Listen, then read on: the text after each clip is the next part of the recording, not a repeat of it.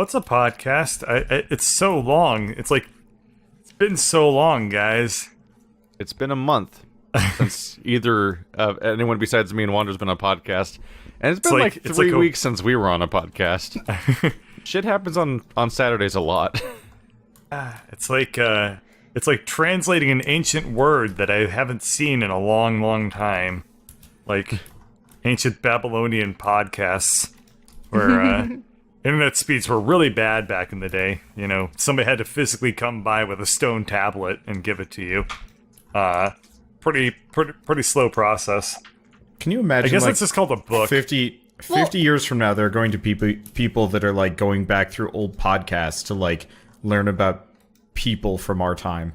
I was so upset actually when my dad always had this old replica of the Rosetta Stone, and I'm like, oh look, it's so cute. It's like, you know, yay big. It was like maybe 2 feet by 1 foot and stuff. And then I find out that it's about 6 feet tall or something. That's what made it useful. If the Rosetta Stone was actually 2 feet, then people would be like, oh, that's a nice little, like, thing. When I was a kid, we had to chisel on no necromancer, and we had to do it uphill both ways. We did our remixing live on the turnstone. On the turnstone. The turnstone. It's awful grinding noises. Nothing actually useful. Horrible. And, like, accompanied by the sack butt. The sack butt. Now, there's going to be historians watching this podcast. I assume we're going to be incredibly culturally significant in about 100 years. Obviously. And, when we're mega PewDiePie. If I'm still alive watching a documentary about myself, then I guess I pulled it off. Whatever it is. Whatever I must have done it well. Congratulations, Bird. You officially did it. The much fathomed it that everyone has been after all these years. You've done it.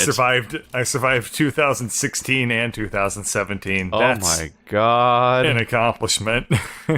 You're not famous enough to die off during those purges. Ouch. You're gonna have to wait 100 years. For Ouch. 3017? Oh, wait, that's the wrong number. 3017. That wasn't even close. Wow. I iterated You have the very high wrong expectations for Bird's longevity. Bird, share your secrets with me. I would not mind living another 1,000 years, maybe. Would you like future pickled Bird? The trick to living 1,000 years is to get a lot of money and then buy a lot of, like, you know, life expanding remedies, like, you know, injecting your blood with crocodile blood and injecting your liver with crocodile liver. Like, no, the secret. The secret is to get good. You're just gonna have to get good. I think the secret is to get good. Yeah. Just good. That, you know how you're alive what's that? right You died now? at 78? Okay.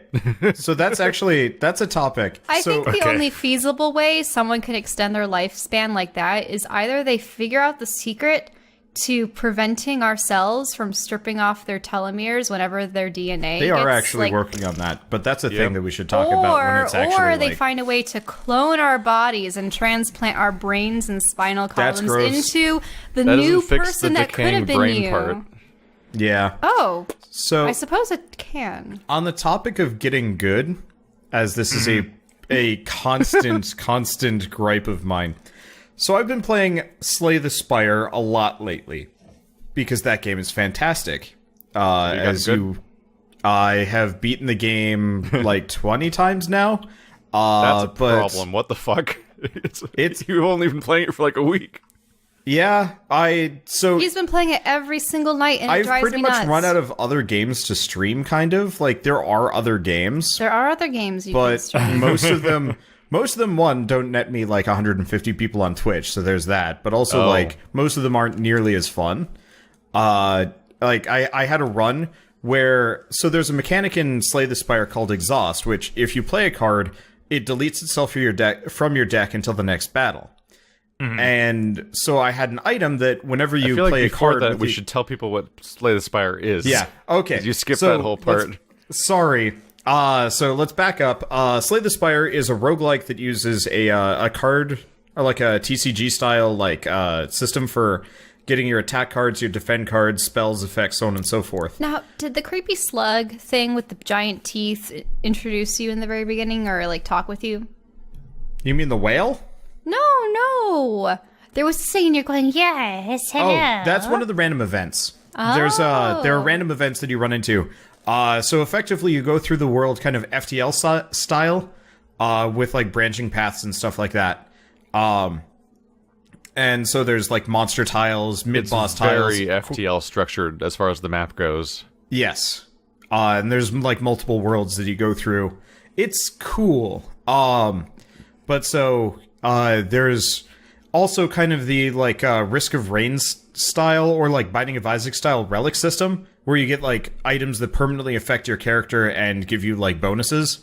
And some will just be basic, like you get 1 extra strength for the rest of the game, or another one from the is... list of roguelites that where as you play through a run, a series of icons populate the top left of the corner that are your build you've gotten so far. Yes. And also as you fight enemies, you unlock new cards. So for beating a run, you get new cards, but every time you beat an enemy, it pulls from a list of rarer cards than what you started with. And so some of them will just be like basic, hit an enemy for 15 damage instead of 6. Or hit an enemy and draw some cards or stuff like that. And so for the first couple runs, it's generally pretty generic, just basic, hit the enemy, maybe draw, discard, get some extra boost here and there. But as you get further and further into it, you get like more and more insane builds. So going back to what I was describing, I had a power. Powers you play once, and then they permanently modify your character for the rest of that fight. And your character always looks like this sort of There's two characters. There's the Silent and the Ironclad. Okay. And each have completely different deck styles and hands and stuff. So they play the same. Like, you still have attacks and defends, but the things that you do with them are just wildly different. And you don't believe they're going to add any more subtypes to the game, or are they? They are. They have at least one more class coming in. And the character creator or character selection screen clearly has a third slot on it that's just not. Yeah. Doesn't have anything in it. And I hope they add more than that, because it is probably the most interesting roguelike I've played in a while. It's a neat game. Yeah, I it is. immediately pulled the cable on playing it anymore of it, though. Yeah, I beat you it. probably knew it was going to suck you in. I beat it my first try. I'm like, this is neat. And I'm like, hope you liked it. If you want, go check it out if you like it. And then I'm like, I'm moving on. Because I'm like, I do not want to play a fucking card game on my channel because of how the community responds to card games. They're so miserable. So it's one of those things where they try to tell you what the optimal moves. Yeah, and so people will... Oh, the whale. People will 100% like micromanage me when I'm streaming live. Like, they were actively demanding that I just follow their directions instead. And I'm like, no, that's stupid and boring. I can't even imagine doing it live. It's annoying enough when they're talking about all your mistakes in the past tense. Yep. Yeah, it's sort of like how going through like puzzle games, and like some people might you didn't solve this optimally.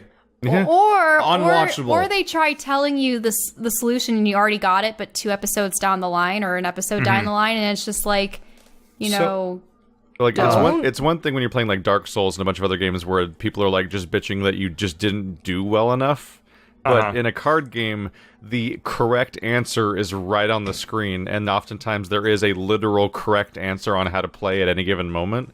And you will hear about all of them, and it's always accompanied with like insults and just the worst community. I'm like, I do not want to appeal to this community. I'm out. That's why Total Biscuit had to quit playing Hearthstone. He said he couldn't because people were bad. He said like he every time he played a card and he like recognized a turn or two later that he played suboptimally, he was just like, it just would ruin his mood. It like ruined it before he even finished the game. Because he knew that people would recoil. Yeah.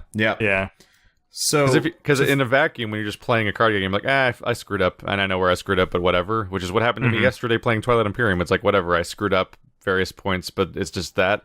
But having the audience just rally about how you screwed up, and like when I make a mistake in a video game now, not only do people leave comments about it, but then they contact me on Twitter about it, and then they come to my Discord and tell me about it. I'm like, come on, like, can we just leave that on the video, and I can look at the video when I want to look at the video about my mistakes? Because I don't need to be on every single thing I can open.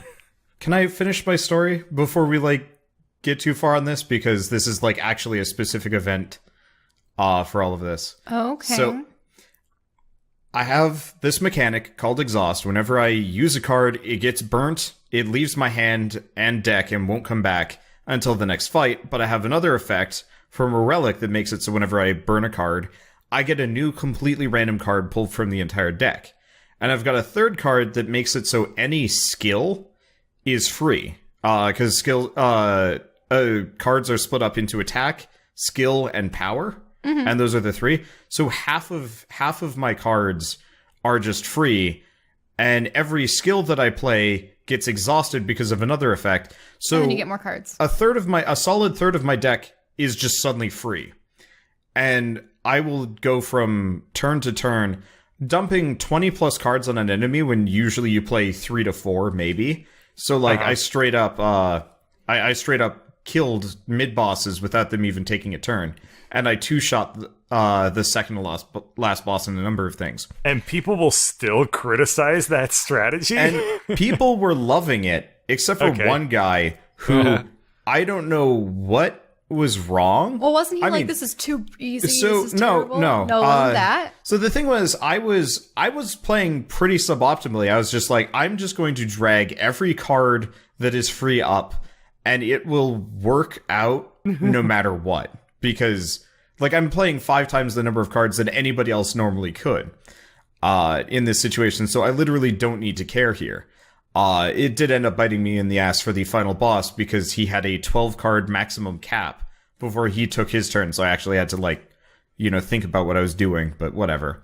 But so this guy was sitting there watching me win. I two-shot a boss, and slightly later he's like, I can't handle how bad these plays are. I'm leaving. And he left, and he never came back. And I was sitting there dumbfounded, because I had to get up and get some water in the middle of this run. Because this was right before Divinity and stuff, and I wanted to have kind of a fresh voice for that. And I was sitting there dumbfounded as I was guzzling water, being but I won. This is my strongest run ever, and yet it's offended you so badly you left and never came back. And he had been an audience member for most roguelikes I played, but the moment I started playing a card game roguelike, it became unacceptable for him. And I still... Wow. You're too good at winning. People aren't even fair when you literally just come to a left-right intersection and you're like, I'll try going left. How could you be so stupid not to go right? It was so obvious because I know everything already. So once you have actual more reason for people to be a bit bothered because there are actually optimum plays, people are going to lose their shit. Completely lose it. It begs the question of, most Let's Players, the games that they're playing are for the first time. Yeah. And it's one of those things where there is a learning process and a learning curve, and if you're not allowed to experiment with that, then... Oh yeah, my Shadow Tactics Blades of the Shogun video. I was doing fine, but the comments are constantly just nagging and awful, being how can you be so bad at this game? It's a great game and a dumb player. And I'm I have never played this before. I've never played a game like this before. It's a real-time tactical stealth game. That is so far outside my wheelhouse, I don't even know what it is.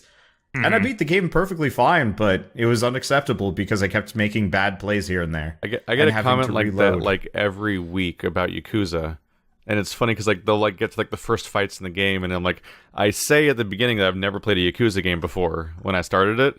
And the game is so heavy on visual novel stuff, especially at the beginning when it's setting it up, that the time it takes to get to your first proper fights where you're doing more than the most basic stuff takes so long that by the time I get to those, I barely know how to play the game, and people oh my god, you are the worst Yakuza player I've ever seen. And I'm this is the first fight in the game. I don't understand. That'd be somebody saying you're the worst at West of Loathing. Like, really easy single player game. I mean, maybe You're what the it worst is those first few fair point. episodes, when it's just story time and plot introduction, they might actually get invested in you. And then when the actual game begins, if you're not performing as well, then it's like, "Arr." Yeah, I had It's that like, with.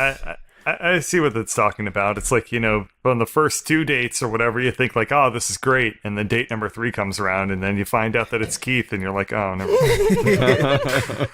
Speaking of Keith, you've been playing Elex recently. How's that going for you? I want to play more of it, and I binged too much of it at the beginning, and it's bothering me that I haven't gotten to play it again.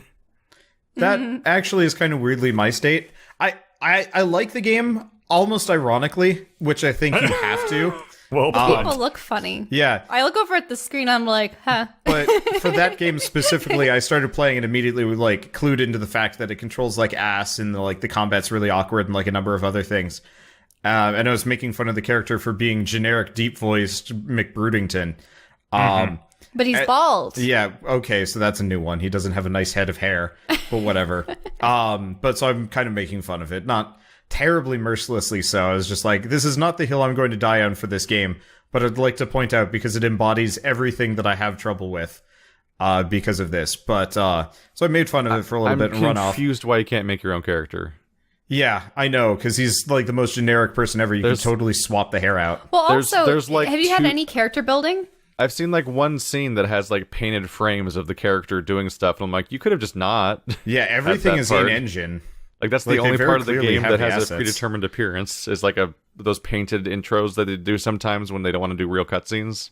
And like that's Except for, like, so as you get further in the game, you get these like flashbacks, which are the only actual cutscenes in the game, really. Yeah. And they're just deep voice McBroodington standing there and talking to other deep voice McBroodington, who I honestly cannot tell the difference between any of them, except for the slight variations in deep voice and brooding, which gets kind of confusing. But for that game specifically, so I made fun of it for a while, and then more or less finally left the tutorial area, took a left and saw a dude, and I'm like, hey, I'm gonna try and fight a guy. Let's see what real combat's like. And immediately one-shots me, and I'm like, well, this is kind of dumb. And everybody's like, it's a Piranha Bytes game. Didn't you know that like combat's supposed to be really, really hard in the beginning of the game, and like everything can kill you? And I'm like, no, like the first couple enemies you fight in the game are rats. The second enemy that you run into is some dude with a sword that can one-shot you, and it's like, I'd almost say Dark Souls, except for there's very much a From Software style like cult following thing where like some group of people has just accepted that this is what type of game this developer makes, but it doesn't have this mass appeal where everyone knows what that means yet. So every time somebody comes in for fresh, they're like gonna be like, "What? I don't understand." So like I've just been kind of sitting back and just observing what the hell this game is, because it's been intriguing to just figure out what I'm even dealing with. But I had the same experience where I do the intro area, meet the first side quest. I meet the first potential party member character, and he's like escorting you to town. And I wander off I get to the bridge, and that little like weird low bridge that's on a river stream, and I turn right, and this guy with a glowing axe just like two-shots me, and I'm like, oh, what? yeah. You probably ran into one of the Albs, maybe. He wasn't an Alb. He was one of the people that has like the green. He has like the green axes that they all have. Yeah, it was that are, a Venom like, axe. You ran into a Reaver camp. I ran into that group later. What's the gameplay of this game again? I kind of missed that. It's kind of like an action RPG. Yeah, it's a third-person Western action RPG. So it sort of looks Bioware-ish, but it's not it's quite. kind of like if somebody saw a Bioware game and it's like, let's tack on some almost Souls-like combat to that. Okay, I can see Also, that actually being kind of cool. The idea of it is really cool. Also, there are interesting factions. I inquire most about the factions and how Wander just couldn't tolerate that one because they're like, you can't bring out your map. Yeah, so the first faction you run into are the Berserkers, who effectively, so the world got wrecked by a giant asteroid. And before that, it was a fairly high-tech society. And even post-asteroid, it was fairly high-tech, and the main villains are these ultra high-tech people. And so the Berserkers saw that, and they're like, nah, screw it. Technology is like half the reason why we're in this problem. we're going to go turbo Amish and also learn magic because I guess the asteroid brought that with it too. Which is really neat until they start Amish yelling wizards, at eh? you. Yeah. Okay. Yeah. Like, the idea of them is great, except for the main character has an implant in his arm that's his inventory, his map, his level up interface, Your whatever. HUD, essentially. Your HUD. So every time you open that up or use the jetpack on your back, people will stand, like, anybody nearby will yell at you. Sometimes multiple people being like, hey, put that away. Don't you know technology is not allowed here? It's like playing GoldenEye where people yell at you for looking at your watch. Yes. And so at one point I was standing in the middle of the town managing my inventory to figure out, like, I got a bunch of new items, you know, I got to figure out what's worth selling, what's worth not. And there were some berserkers that were moving crates back and forth. And every time they would go by, they're like, hey, put that away. And so I had one guy say that exact line at me 3 times. And I knew it was him because he got stuck walking into me and the NPC next to me. And he couldn't get around, so he would, every, say, 20, 30 seconds, repeat his line, because it had gone long enough. Looping. Yeah, so I was just like, well, screw this faction, I'm gonna go join the Space Mormons. And that's what I did. Space Mormons. So the other 2 factions are the Outlaws, who are just kind of like... Haven't you watched The Expanse? Yes, I have. Which has Space Mormons? Exactly. I was wondering where that came from. Yeah. So there's we haven't seen season 2, and I want to. The important thing to introduce about this game and what its core conceit is, which hasn't really been covered yet, and I don't think you mentioned it last podcast either, is that its basic idea is to take the 3 most popular settings for Western RPGs and mash them into one setting. Yep. So it's a fantasy, it's a fantasy RPG, a sci-fi RPG, and a wasteland RPG. It's like, what's it called? Yeah, I'll think of it later. To the point where you basically just have a map that's practically a circle with 3 dividing lines, and then in it is a wasteland area, a fantasy area, and like a snowy tech area.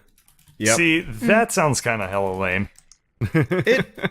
It's lame, but it's also kind of nice. If you get bored of one area, you can move to the other one, and it's not so bad. That's like something I'd expect out of an MMO. Is like, this is the science fiction continent, and this is the city that is like medieval and stuff. Well, in most games, I mean, even some of the old school ones where they had themed environments and dungeons and stuff. I mean, there's the forest. Yeah, there's the island. I expect that from like Mario. It's very derivative, almost to the point of being painful. Because like the dialogue system is very kind of, maybe not BioWare-y, maybe old BioWare. You know, you have your like options, and it's usually like jerkish option, greedy option, nice option. But the good news is they've got like the more New Vegas situation and classic CRPG type dialogue where there's tons of skill check options. Yes, there are. Though for like the very beginning of the game, none of them matter. And then like after a certain point, you kind of hit a critical mass where you can actually go fight things, at which point you become comically overleveled and suddenly you win every skill check forever. And there's like a midpoint where it's properly balanced. So I'm level 22 in the game, 23, and I have so many skills and skill points and, like, good equipment that nothing threatens me anymore, and, like, I literally have mind control powers, so if somebody disagrees with me, I can just, like, you know, Jedi mind trick them into doing what I want. So what faction did Keith end up joining, then? I don't think he's far enough in yet. It takes a while. Last time we talked, you hadn't joined one in either. No. Is it one of those games where it's like balanced to people that just do like the main quest, and if you like do a little bit more than that, wait, don't you only do the main faction quest? if you have the mind control chip? Wait, you joined the Space Mormons. Yeah, I joined the clerics. They're the ones that teach you the mind control. Yeah. Because I was so sick of being yelled at. By, that's the other odd thing, Bert, is that there's three separate factions that are each a separate setting, and then you're joining one of those factions determines what class you are. Yes, but you joined the faction like dozens of hours into playing it. Yeah, and you have like introductory quests. It's fairly long and drawn out getting there. The unfortunate part is, the factions are kind of the most interesting part of the game. The actual plot is kind of painfully generic. It's like, you got betrayed. Here's this faction that betrayed you. They're also the villains. You have to fight against them. Oh, they're vaguely ominously evil all over the place, and they've got some kind of like hive mind overlord. That, it sounds like that's what they do. Like when people Yeah. talk about these games by this developer, the first thing they mention is factions. That seems to be the consistent variable. Yeah. I think part of it is you described how it was the means to choose your class. Most games start off with it. I think it's nice that you get to have that choice, but later it's like story driven as opposed to just a choice that you made at the very beginning. The main problem is, like, you spend all this time joining these factions and kind of getting to know them and dealing with their, like, internal issues and stuff. And then once you join them, it's the telltale effect of... The payoff is no longer there. They, The story is just... Yeah, so I joined the clerics, and the first mission they gave me was hand some soup out to people, and I think go fight something, and then I rank up immediately. And then the next one is, we have some deserters that you need to go kill, and also go mind control 3 people for us. I do that, and I rank up to max rank. And so it kind of like the moment you join the faction, they become uninteresting. You know, I was hoping that there would be like, you know, a plot line there, but they didn't have the budget for that. The struggle was getting there in the first place, and then once you're actually there, there's nothing because that's locked off to a So it's like there's a whole story for playing. introducing each faction, but then once you're in each faction, they're essentially like a Bethesda faction. Yeah, Where right, you pretty like, much. do this one mission to gain 1 rank, then do this one mission to gain 1 rank, then do this mission to gain 1 rank. The guild hall, and there's one person that you talk to every time. Go to this one cave and kill the bad orc who is bad. Yeah, pretty much. It would almost be like in those old RTS games where you would play a faction and they had a completely separate campaign storyline for that faction. Yep. Like, so you guys are missing out on what could be a faction-based game where, like, you essentially have 3 games in one. It gives you the incentive to play the other factions in another playthrough, but... They're not interesting enough to really justify it. So, one thing, I guess, that would kind of highlight it... Sorry to the tyranny keep going. problem. Yeah, kinda. So one of the problems I ran into is I got a quest from the clerics, the faction I joined, and it was this lady who's like, okay, they won't tell me the truth on our, like, holy scriptures, and I want to see it myself. And I want to know what our prophet actually wrote. There's a holy book down in the archives. Go get it for me. You can either sneak in and steal it, join the clerics, and then just go grab it, or hack into the computer system, register yourself as a authorized like user, and go take it yourself. And I just went with the easy option. Joined the clerics, walked in, stole their most holy of texts in front of everybody, walked out the door with it. It's like if what's the... Did you have to rank up to, like, what are the holy... a high position first? It's like if I just walked in and walked off with the Declaration of Independence or something from the Library of Congress. And nobody bat an eye on it because, hey, he's part of the faction. He's allowed to do this, even though, like, the person that gave me the quest was also part of the faction, so I was very confused. I just handed off to her, and she's like, I'll let you know if there's anything interesting that I find in here. And she never does. And I'm like, they must have never found anything interesting in it then. Yeah, I guess. I guess the 10 commandments of the clerics are do technology and mind control shit. And that's it. There has to be more to them than that's that. what I was thinking. Does that round up to 10? Is that where you're getting at? Round up to 10 from 0. Yeah, well, I mean, mind control and shit have, like, if 5 to 6 is mind control shit, and then 1 to 4. 10 commandments of Hypnotoad. Praise Hypnotoad, praise Hypnotoad, praise Hypnotoad. And I don't know. It's a neat game, but it's also one of those where it's so big that they, as a studio of like 10 to 20 people, like it's a small company, couldn't hope to populate it with enough interesting things. There's another companion quest where your guy, this guy grabs you by the side of the road and he's like, you gotta help me, you know, these people are out to get me. I need you to protect me. Meet me by the city and we'll kind of get to the bottom of this. And main character's like, okay. So you meet him by the city. You find the guy that's handing out the bounties on this guy and you confront him. And he's like, I ain't telling you shit. And then you threaten him vaguely and he's like, I'm telling you everything except for who hired me. And so he pretty much outs every single bounty hunter he handed the bounties to, which coincidentally is people from the companion's, deep dark past. And so you walk up to them, and every time you talk to them, you're like, why are you doing this? And they're like, why don't you ask him? And I'm like, okay, sure. But before I can do that, they immediately fight me. So I can't even, resolve this peacefully, apart from maybe throwing money at them to sell the bounty back to me. But, they kind of play it up that every person that this guy ever met and, worked with hates his guts for some reason. But no one will tell you why, especially not him. So you get to the final guy, and I walk up to him, and he's not associated with the guy at all. He's just some random dude that the companion pissed off in passing. And I'm like, who are you and what do you want with this guy? Why don't you ask him? And then the immediate next thing that happened was I was given cult of passive aggressive people. I was given that then are very aggressive. Before I could, before I could actually talk to my companion and ask him why this man would possibly hate him. Oh, you have companions? Yeah, you have companions. I think there's 6 of them. Okay. But so before I can ask my companion why this guy hates him, I'm given the 3 options of spare, spare and forgive, or just outright murder. I think there's Wait, the guy or your companion? The other guy. You can't murder your companion because, of course, that's not an option. So before I can figure out who this guy is and why he hates my companion, I have to decide whether or not I should kill him. And I'm like, wait, I want to go discuss this. And even, the companion even interjected to say, you've been making my life a living hell for the past couple of years.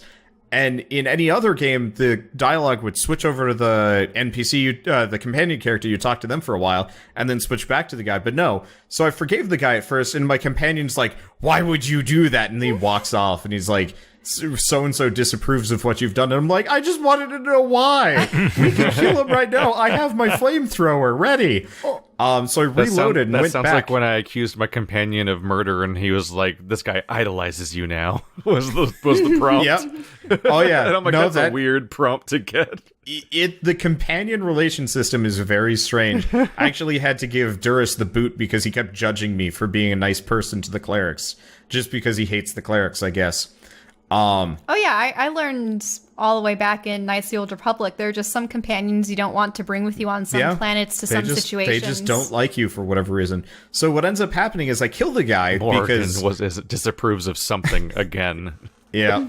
So I end up killing the big bad for this guy's companion line, and then I go and ask the companion, "Hey, why did this guy want to kill you?" And he's like, "Well, I had killed a beast. And then I was harvesting a meat, and then this guy and his friends came over, and they wanted it instead, and they were shooting at me. So I booby-trapped it and ran away, and I guess he survived, so now he hates my guts." And I'm like, that's not the payoff I was expecting.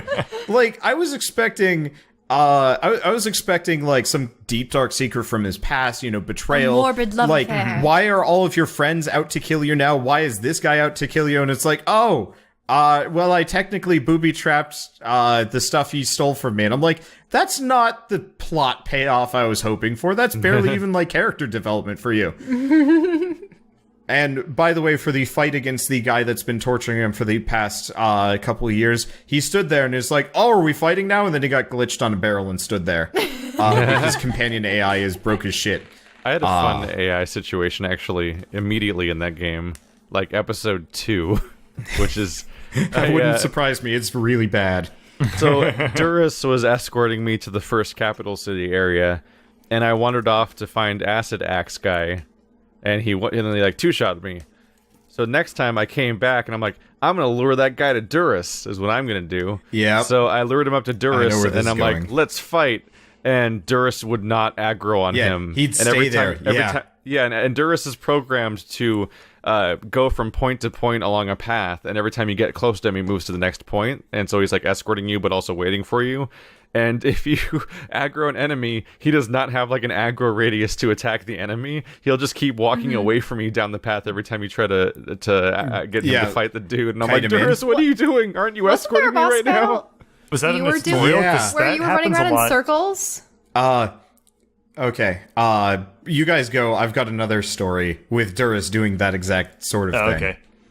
I was just asking, was this during a tutorial section, or... Was this in the actual More game? or less. Like, you finish the tiny linear encapsulated area, and then you meet Duris, and he's like, I'll take you to my people. It's always really funny. Like a fixed path.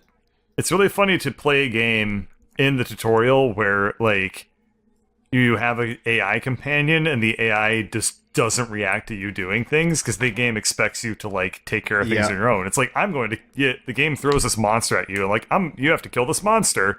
Are you thinking of Game Grumps right now? Yeah, I'm thinking of that specifically. Like, that's the most recent example that comes to mind. But, like, because they played Fire Emblem Warriors, and in like one of the first missions, they just like, I'm not gonna fight him. I'm gonna have my companions fight him, and all those companions were just standing still surrounding a monster, and the monster was also standing still, and they're like, get him, take him down, quick, before it's too late. And everyone's just standing there, and they're just waiting for the player to beat him up, and like, there's just not a fight happening because everyone's standing still. And so Aaron lured the monster towards one of the enemies, towards one of his allies, and made him get hit, and the ally still wasn't responding. And he was still standing. He would like fall over and then get back up and still stand there. Yeah, tutorials are weird. That's good shit. So Shell had brought up, I ran into your situation, but kind of worse. So this is still when I was like level 10. I was still pretty weak. I ran all the way to the cleric's area. There's a teleporter that brings you there, but they never tell you about it. You have to find it randomly. Which sucks. So I walked from the southwest corner of the map to the northeast, which took like an hour. It's a big map without those teleporters. Especially since you have to avoid a lot of enemies. Yeah. Every enemy sub-level 15 will kill you. Even like the most basic creatures can take off like a quarter of your health in a hit.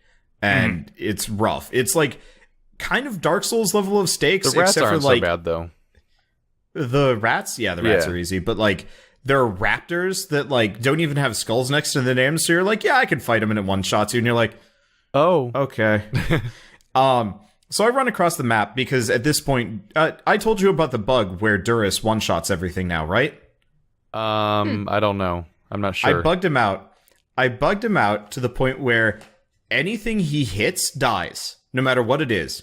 High-end boss, combat mech, giant troll, plot important NPC, anything that he strikes dies. Plot important NPC? So at one point I killed a quest giver by accident because Duris aggroed onto them in combat and they shot them. It was really, really... It wasn't important because the game kind of does that thing where it like... Reloads them? No, it restructures the plot so like you can get past... Yeah, they're like, this will have impacts on the plot, but like really you could kill everyone and probably still beat the game. But so I'm given a quest to go find a drug dealer that's been operating out of the Hort, which is the cleric's starting area, and eventually track him down to an outpost outside of town. And he's like, feel free to search my things. You won't find anything. You find like a bag of drugs, like all of his merchandise, and he's like, what about it? What are you gonna do to bag me? With drugs written on it? Pretty much, yeah. It's like just the most damning evidence he could have had in his locker. And so I'm like, I'm gonna have to turn you in. Like, this is absolutely not okay. What did you expect I was going to do? And he's like, well, I'm not going down without a fight. And then he immediately aggroes on me. Now, I was still kind of low level and kind of low gear at this point. Like, I was probably 10 hours into the game at this point, so like you'd think I'd be able to hold my own in a fight, but no. This guy was skull level difficulty if you've ever played like an MMO. Yeah, but it warns you like this will kill you. Yeah, exactly. Like he 3-shot me. And if he pulled out his gun, he would 2-shot me or something like that. Like it was an unwinnable fight. But I have Duris, the one-shotting champion of justice, who stood there standing next to me and being like, griping about the clerics. And I run past the guy. The guy hits Duris in the face, and Duris is like, I don't really like the clerics. And I'm like, no, pull out your bow and shoot the guy. Like, I'm dying here. And eventually I realized Duris is not programmed to fight NPCs that are optional. Like, he will fight reavers, he will fight bandits, he will fight whatever. But if it's like a character that you can have dialogue with, even if that person is inevitably going to turn on you and attack you if you pick the wrong option, Duris will stand there and watch. And so me not wanting to give up on this because, like, this is the last thing I need to do before I join the clerics, which will get me nice new armor and guns and all sorts of things. So I proceeded to spend the next 10 minutes running in circles around. I was effectively playing Ring Around the Rosie, shooting the guy with my machine gun. 700 shots, I think, to the face was what took to kill the guy. And Duras just stood there and watched the entire time. I just remember hearing you, Duras! Yeah, I was, like, screaming at him the entire time. I was furious. Stella! Yeah. We both had our repeatedly shouting Duras's name moment. It's just mine happened in the first hour. Yeah. Well, I've had many circumstances. I had, like, critters biting me, and I'm, like, flying above, and Duras is, like, standing below me with his sword out, looking straight upwards as there's, like, a raptor right next to him also doing the same thing. I'm like, come on, dude. There's a fair number of weird, janky things, like how if you're in a fight against random wildlife that aggro's in town against town people, and you accidentally hit the other person during the fight, then they will be aggroed to you after the creature's dead. Or my personal favorite is if you just don't put your weapon away fast enough, they'll aggro on you. Oh, you have to manually stow your weapon. Everyone's be like, "What are you doing there? You put that away." And I'm like, we're fighting, remember? If you accidentally walk into somebody's bedroom, they will aggro on you and attack you. So, like, at one point I was trying to find a bed so I could fast forward to morning so I could see shit because it was dark. And I walk into somebody's room, I see a bed, I walk over to it, and they're like, "What are you doing?" And then stabbed me to death. And I'm like, "Buh?" Like, there was no preamble. Else's house, though. But it wasn't ever marked. It was just a generic house this entire time. It had never been, like, established that there were private residences in the game. I just figured it was kind of the, like, generic set piece. It is funny though to walk into somebody's house and then have them to get out of my house. And I'm like, it is funny. Fair enough. But that was the first time I had, like, now sleep in your been bed? in a house. And they just stabbed me. But if you can make it to the bed before they get pissed at you, you can sleep for the rest of the night unmolested, which is great. It is 100% in many ways exactly as janky and awkward and oddly charming as, like, Morrowind. Yeah. Like, it's that kind of experience playing it. Like, you have so many options and so many things to do and so much to explore, and there's so many weird things to get used to that don't make sense. And it's just part of... And it's one of those things where, like, so many of the things about it would have been should be a flaw, but I'm just having fun all the time. So it's the just like, last I just thing, don't care. The last thing I want to mention is the flamethrower in the game. So in normal games, you have the flamethrower and it, like, eats through ammo like nobody's business, right? Sure. Well, every weapon in Elex has 3 settings. So the bow has, like, homing arrow, regular arrow, and shotgun arrow. Which, like, okay, it's kind of weird. How do you shotgun but, like, whatever. arrow? You fire multiple, I guess. I don't know. All right. And guns have burst fire, single shot, and rapid fire, and, like, there's EMP for the plasma pistol and maybe some other ones.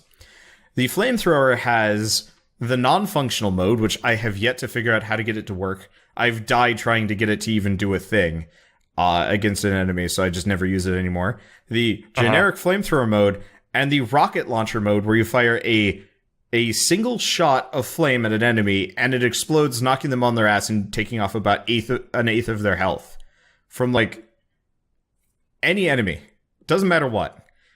So, like, at one point I find a combat mech and I'm like, okay, these things are usually a problem. I'm gonna see if I can flamethrower it. I shoot it in the feet and it falls over. It gets back up again, I shoot it in the feet again, it falls over. I stunlock the thing to death and then proceed to kill every single other creature in the area. So Keith had mentioned Green Axe Guy. Well, I encountered Green Axe Guy with this flamethrower. Him and all of his friends. There were about 10 of them. They all stacked up on a bridge. I shot them in the feet. They all fell over, got back up again, and fell over again because I shot them with the flamethrower. It is magic and terrible. Use the flamethrower. It will change your experience with the game. I think I'm, like, level 7 or something. It doesn't matter. As soon as you can use that thing, everything dies. Like, I run into skull enemies and I just sit there shooting them with fire until they're dead. It is a weird system. Like, I think in this game you don't have stats, or People have been saying that your level up screen for your stats isn't your stats, basically. Yeah, it's they don't the matter at all. prerequisites for skills and weapons and stuff like that. But your actual stats are essentially invisible, and you don't get to see what they are because there's weirdly not a stat breakdown screen anywhere in the game. Yeah, the higher your dex is, does not actually affect damage. I think it scales based on your level and the actual perks that you get, but that's about it. It's weird. That's what a lot of the skills are. Is a lot of the different skills and perks you get just say increases your thing by something, and it scales with your level is often what they say, and it's that's all you get to go on. There's no stats anywhere, and you can't tell how anything's doing. It's odd. There's a lot of background questions that might be impossible to answer in game about how the mechanics work. It's like Binding of Isaac, and how it has this crazy complicated math for how your damage is calculated and everything else, but without a third-party mod, you will never know. You can kind of guess based on what the attribute screen says you have, but it's complete nonsense and then caps out at a certain point. Yeah, I've just been having fun exploring, and it hasn't gotten old yet. Yeah. I did not expect us to spend this much the time talking about the same game again. Yeah. I think this was the primary topic of the last podcast, I think. Yeah, kind of. It's the only other notable game I've been playing recently. Otherwise, it's just been kind of the other stuff. I mean, we've been playing Horizon Zero Dawn's DLC. Yeah, but it's just Horizon Zero. Oh, that's actually something. So, Keith, you played Horizon Zero Dawn, but you haven't touched the DLC yet. No. Right? Okay. Wait. No, as in you haven't touched the DLC, but you played the base game. Yeah. Okay. So it's pretty much par for the course for regular Horizon Zero Dawn, but the budget went up because Horizon Zero Dawn was kind of made on not a shoestring budget, but it was kind of their last attempt to do something. It seemed like a morbidly expensive game. Yeah, they got a lot of funding from it, but if they had failed and not done well, it would have been the end of their studio. Guerrilla Games lived and died by the success of Horizon Zero Dawn, and it worked really well for them. But had they failed with it, they would have shut down probably. And so they were stretched. It was a fantastic product, but compared to what they did for the DLC, it becomes obvious that they were stretched thin.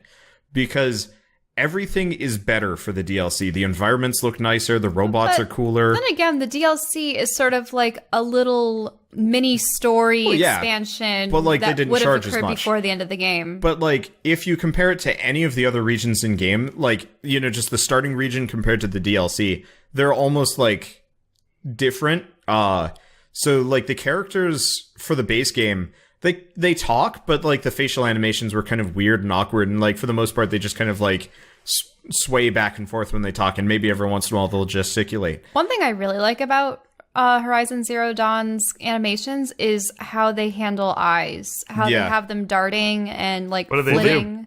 do? They actually kind of look like real people. They are. You know how people adjust their focus when they're talking with someone and their eyes just sort of do little shimmies? Yeah. Very minute ones. They have that, and it's really in the base subtle, game, though, they nice. They were just random, though, so they didn't really. The illusion falls apart if you were looking at it for too long. Yeah, their eyes just randomly tweak around during the scenes. It's like their head nod and their eyes. All of them were just random movements that weren't even tied to the line they were saying. In this DLC, though, it's choreographed. It is. They They actually took that criticism that people had said, and so their eyes twitch fairly naturally now, as opposed to just constantly. And at one point, one guy walks kind of off camera, and the camera follows him, and he's throwing his arms up and swinging them around because he's frustrated. And I'm this is kind of unusual because the base game had this, but to a much lesser degree. And so you have Aloy. So it had a cutout. It was they changed a change of scene. Yeah. Rather than just flip-flopping between one character perspective and another. And so the reason why this is kind of important is Aloy doesn't do this. She's not capable of animating this much, and her face looks markedly less good than all of the NPCs you're talking to, because her face is kind of plastic smooth in comparison and doesn't animate nearly as much. And so it's very weird kind of watching the slightly outdated model talk to the latest model within the same game. And I've never run into that before because I don't think I've ever seen another game kind of have a massive jump up in budget just for a DLC. I still say they're some of the best people I've ever seen in a game. Oh, it's fantastic. Like, even the base game is wonderful, but it's just remarkable how much of a difference. So they reused, like, her model or something like that? They can't switch her out. Because if they had a new Aloy model the moment you hit the DLC, you're supposed to interchangeably go back and forth. And I think that's kind of the problem. If it was like a standalone thing, they could have done a new model or any number of things, but like you can literally just go here right before the end of the end of the main game and do that stuff. And it actually sets you back. Yeah, if you're switching back and forth, it would be jarring because her model would change, so they couldn't do it. So she ends up being this kind of weird plastic person in a land of almost real people, and it's fun to watch because you can see them bridging the uncanny valley in a really good way. But you can also see there's very clear, like, obvious steps that they've been taking the entire time. We also met just one of the most hilarious characters ever. And what was his name? Give me a second. Gildan? Yeah, Gildan. You had to check his underwear for that. He has the same name as the brand of underwear that I'm wearing. Okay, so it's one letter off. It's actually Gildan in the game with a U, but I was looking at it, I'm like, you know what? I know why his name sounds familiar. It's your underwear. And Wander, during our stream, was like, no, it's not my underwear. He actually, like, looks down at his underwear, and it just says Gildan, but it's with an A-N. I thought that I had, like, had an epiphany and that it was going to be awesome, and the people in chat loved it. They're like, your underwear is named Gildan. But it's off by one letter, but it sounds exactly the same. Is Aloy still played by Ashley Burch? In this model is exaggerated. That's actually surprising. What crotch bulge? Where? Nothing. What? I wouldn't worry about it. The conversation's already moved on. If we dwell on this, then it's weird. I was curious to see if Ashley Burch would be suddenly missing as the title character because there was the voice actor strike. That's why she's not in. That's why she's not in Life is Strange as the title character of that game. And wait, there's a voice actor strike right now? I heard of one going on, September. But oh, I wonder. I didn't even hear about it. It lasted over a year. I mean, there's. Whoops! I guess I suck. Yeah, it was over a year, and it's the reason why Life is Strange's prequel has Chloe back as the main character, but she's not played by Ashley Burch, which is weird.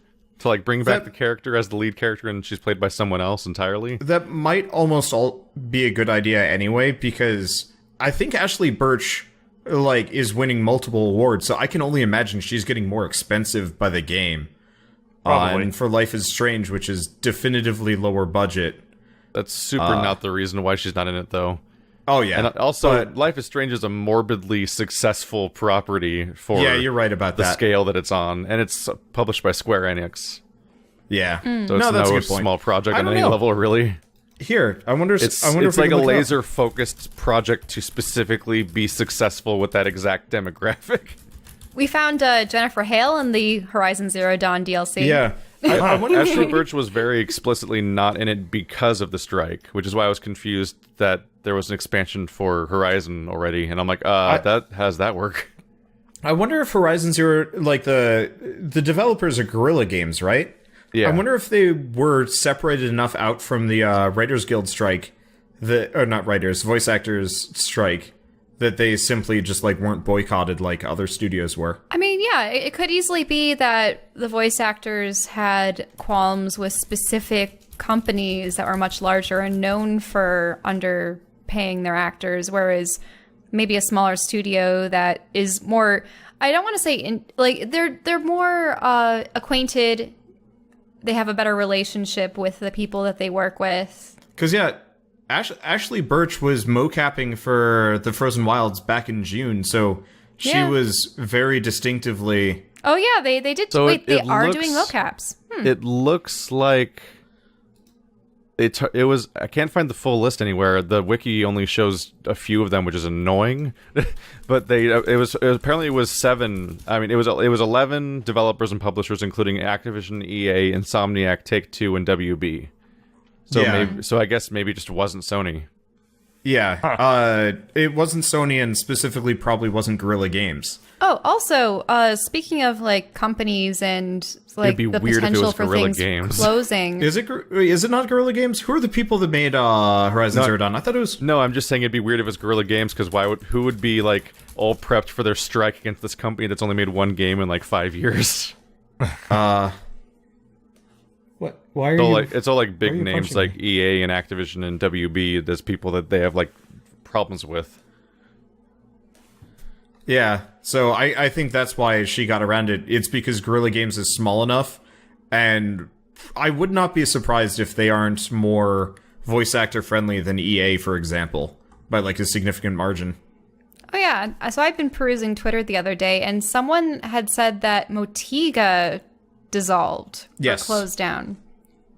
Didn't they come out with Gigantic more recently? What else had they worked on? Motiga existed purely for Gigantic. Have you guys ever heard of Gigantic or Motiga at all, or no? You used to mention Gigantic way before it ever came out, and then never again, more it or had less. really nice artwork. It was a game that was doomed from the very inception. Well, isn't that because it was competing with Overwatch when... Well, so that's the thing. Like, the game... it was a MOBA? The game was put into closed beta back in 2013 or 14, more or less when we were all really kind of starting YouTube. I guess, Keith, you don't really count on that. You started your own channel, I don't know. But it was like it was very much like a startup company made by X whatever devs, probably came from League of Legends or whoever, I don't know. But so specifically, the main reason why I knew about them was because there was another YouTuber who was starting the same time as us who worked for them as a QA guy, and so he clued me into it and got me into the beta. Jeez. His channel lived and fell within a couple of months, so I don't even remember anymore. Of course, you're checking Twitter because you're friends with everyone. I still follow some people. Oh, well. Yeah, I don't remember. I think... Yeah, his name was Vince. Vince Weiss, maybe? Yeah. Yeah, he was on the Let's Play subreddit for a while, and I was friends with him for whatever reason. When I Google Vince Weiss, I get DJ for electronic music, so I can see that happening of somebody hopping from Let's Playing to... Well, apparently making he's a Destiny performance 2. tester at Performance Bungie now, tester. so I guess things worked out for him. But he was QA for Motiga, and so I was really excited for that game because it actually looked like a MOBA that I was interested in, because it wasn't... There wasn't, like, gear treadmilling, and it was more kind of like... The most iconic image of it is an owl man. Yeah, they had a really nice, like, not low poly style, but, like, it was very... It was, like, a cartoony 3D that would be nice and, like, timeless. But the problem was, A, it was in closed beta for way too long, and you don't really want to do that with a MOBA, where, like, your player base needs to be large for it to succeed. And they also struck a deal with Microsoft, specifically to only release on the Xbox One and the Windows Store. Everyone's favorite store. They were stuck there for 3 years. So they finally went into open beta, I want to say in like 2016, late 2015, somewhere in there. And nobody heard about it. And then I think a couple months ago, it finally hit Steam. And it was actually popular for a little while. But the problem is, Overwatch was already out. Yeah. And so now the studio is gone. It was dead on arrival, more or less, because they waited too long. They would have been fine, probably, if they released totally publicly in like an easy to distribute platform. And, you know, gone open beta and let people in. So why is it that this also reminds me of the situation that we had with Star Trek only being released on CBS's specific network because thing? they want to want- incentivize it, but it just seems like... Yeah, it's because they want their subscription service or their storefront to exist by making a game, a popular game or show or series or whatever, be on your service. People have to get that instead, or they have to resort to piracy. So for Game of Thrones, for a lot of people, they have to subscribe to the HBO thing. Yeah. And it works because Game of Thrones is crazy, crazy popular. And so CBS was hoping maybe the latest Star Trek will be amazing and people will jump on it and it'll shotgun our subscription service up high. But in the end, they're really just stealing small amounts of money from people who sub for the month, watch the series, and then leave. Well, I just think the outrage was that anyone outside of the U.S. could get it on Netflix. Yeah. It's just the type of thing where what we care about is an individual property, an individual show or game or whatever the hell, but it's owned by a much larger company, and that company doesn't care about that particular product. They care about their overall margins and what they can push with that thing, which is how you get decisions like the loot boxes, for example, in Battlefront 2. That was like a huge exploding thing for a while there, because I think it's still a little ongoing. Kind of, yeah. Haven't But they like, used it's, all in-game transactions now? it's one of those things where like it's gross because like DICE, Until December. like DICE had to apologize for what was clearly like EA's choice and stuff like that, and it's like this is gross. But it's like somebody who owns all the shit just mandates stuff for their bottom line because that's what they care more about than actually having like the game be good or the movie be good. It's like that company doesn't really care about how Star Trek does. They just care about how they can use Star Trek to make themselves better off. So they're like, oh, we can use this is an IP we can abuse and its loyal fan base of to get people to subscribe to our streaming service. Well, it's probably dropping because no one's getting it. Yeah, like I'm looking now and it's like it hasn't been released yet. It's still pre-ordered, right? But it's like you can maybe. pre-order it for like playing these it. steep I think discounts now. I think it's available on EA Access. It's been out for 2 days. Okay. Because I know the Xbox One version is already half off for the Black Friday sale. I know. That's what I'm looking at right now. Well, that's right. It's Black Friday. That's That's going to be coming up. So part of it is they got so many refund requests that they actually shut down their refund page. What?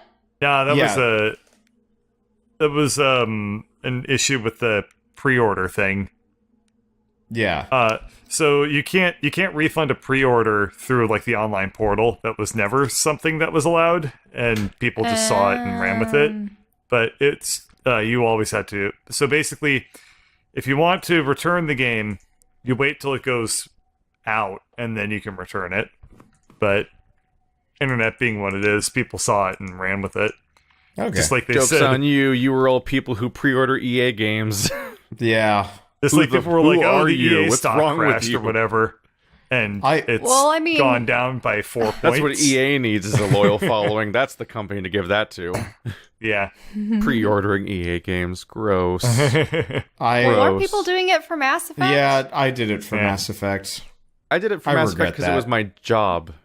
Yeah. And it literally allowed me to make videos like 5 days early because of EA Access. That's like a different thing. Yeah. Oh, yeah, because there's the incentive to, like, oh, you can get it before release. If you own stock in EA in 2012, you have a crap ton of money right now. That would be what you're looking up right now. Stocks. Well, I mean, it's Bird. He is foreign a to me. captain of industry now or something. But the Battlefront thing is such a sad. I loved Battlefront, the original Battlefront. The old 2 ones, as a kid. yeah. I played the shit out of it. I actively organized LAN parties. I remember you didn't just so I'd have people to play with because Battlefront nobody 2 else is played still it. on Steam and people still play it. Yeah. Yep. You could I everyone remember who's mad about this can just go play the good one that's still there. Yeah. So I'm like, why? It's like it's so much cheaper too and better. So just do that. I remember that you used to unlock for every world there was always an Imperial and Rebel or Republic versus the CIS fight, and you would get a couple different ground troop varieties or droids depending on what you were, and then there'd be one primary character like Vader or Luke and stuff, and they would be the one that you could eventually build up to during the course of your battle. this, though, what do they mean by purchasing that? Yeah, so I actually don't know enough about Battlefront 2 to really talk about it. The moment I heard that there was going to be... I played Battlefront 2, though. That's what it was from. Battlefront 3. This is the third one. No, this is Battlefront 2, the sequel to Battlefront, the reboot. Yeah, so this is actually the fourth Battlefront game. This is the fourth? Okay. Yeah, because there was Battlefront 1 and 2 back in the 2000s. And then there's Battlefront 1 and 2 back in the now. Yeah, and they did not change the names even a little bit. Oh, yeah. Actually, okay. yes, they did. I played the Actually, old they ones. did. The old ones had a colon in their name. And even that's not entirely true, because none of them have colons in their logos. Just for some reason, all of the old ones are officially listed with colons, and the new ones aren't. What? That's just awful. You can tell them apart I because played the old one has the old Star Wars logo, and the new one has the new Star Wars logo, which is almost identical because it's the same font. But all the new Disney movies are a weird thing where they have Star Wars and then a giant border, and it's all small text, and then a giant actual title in the middle of it, like Rogue One. Never mind. The Star Wars. Would you like more Star Wars with your Star Wars with the infinite Star Wars loop? I was gonna say man, I don't care, but then I realized that would sound a little bit too sarcastic. I don't care. Welcome to Wave 3. Welcome to Phase 3 of the Star Wars merchandising push. It happened in the Star 70s, Wars. Oh, God, and then the still? thousands, and now it's happening in the 2010s again. Would you like another Star Wars sword with the more sword? This one shoots more lasers too. Does it make noises? Would you like to like see the little 17th accelerometer in restructuring it? of the fucking stormtrooper helm? Wow, this one's slightly more angular. Isn't this interesting merchandise? I'm just we have the waiting master for replica lightsabers from Mace Windu and Darth Maul. I'm just waiting and for they're somebody the better to have the ones. double-bladed Not Hasbro. Kylo Ren cross-hilt lightsaber for extra fuckery. No, for KOTOR Battlefront, killed my interest in Star Wars. Yeah, Because KOTOR's good. yeah. And Star Wars I has love never, no Star Wars movie has ever been as interesting or ever will be as interesting as KOTOR. Pretty much. Yeah. It really makes me wonder. There are rumors of another spin-off trilogy that's going to be going on. Don't give a shit. You don't It's going to be an they said EA it's game, gonna be- and therefore it's not They worth my said it's time. going to be in a new time period that Don't- was never experienced before. Are we so I'm talking like, are they doing games or movies? 'Cause- movies? Okay. Movies are, I still and have a a hard television time caring. show. Is it going to be the old Republic? Is it going to be when the Republic was still alive and kicking? Is it going to be in the future? I'm just wondering how long they shouldn't can do the maintain future. this trend of the franchise being exactly 50% prequels, while also every prequel being always bad every single time. Because they've insisted on it for some reason. All the way down to the original series had a spin-off movie in the form of the Christmas special. Oh. And then the spin-off movie for the prequels was Clone Wars. So the original trilogy, the first trilogy and second trilogy both had a weird bastard stepchild spin-off. So it's still The 4 Clone and 4 Wars at that movie was point. to introduce you to the television series. But it's still another movie for it. I'm saying that both trilogies had a weird bastard stepchild fourth movie that is forgotten by you time, forgot but about is the actually droids movies with the Ewoks. Those were Those OVAs. don't count. Who cares? But now they're we made episode 7. Here's a prequel. We made episode 8. Here's Han Solo's prequel. Why are you doing this? Why is it the always Han Solo Han movie Solo. is Why is so it always 50% prequels? Why is that an agreement that George Lucas made with them? Is that if you use my franchise, every other movie has to be prequel forever? Because they've stuck with it. I don't know why. I think it's just because they want to get to the point where, you know how with some series, actually it's true with Star Wars even. It's is it called every Solo, year or every 2 a years? Star Yeah. Wars story? It is. That's so Star Wars story. lame. It has gone through 3 directors now, I believe. Yeah. It started with 2, and they finished filming. Well, the final Those Star guys Wars quit film right of the new before they were trilogy. done filming, Yeah. and then they finished filming, and then brought on the last director to put the whole movie together, which sounds is Oh exactly no, they terrifying. Suicide Squatted it. Yeah, exactly. Yeah. That sounds exactly like the clusterfuck that happens to every DC movie lately. Is that it goes Yeah. to 17 different people, and it's nobody's creative vision, and some corporation finally shits it out because it has to get done, and then you just deal with what came out, and it's a disaster. Boy. Star Wars, everybody. Aren't you excited? Yeah. Decade 3. It'll be continuing long after you died, and Disney will never lose it because they changed how copyright works. Star Wars makes me think of The Simpsons. I think they're just getting a the rights. franchise that spun out way beyond its shelf life. There was a romance to the original 3 movies because there was a beginning beforehand and an afterward that like was kind of implied, but there was a nice finality to the 3 movies.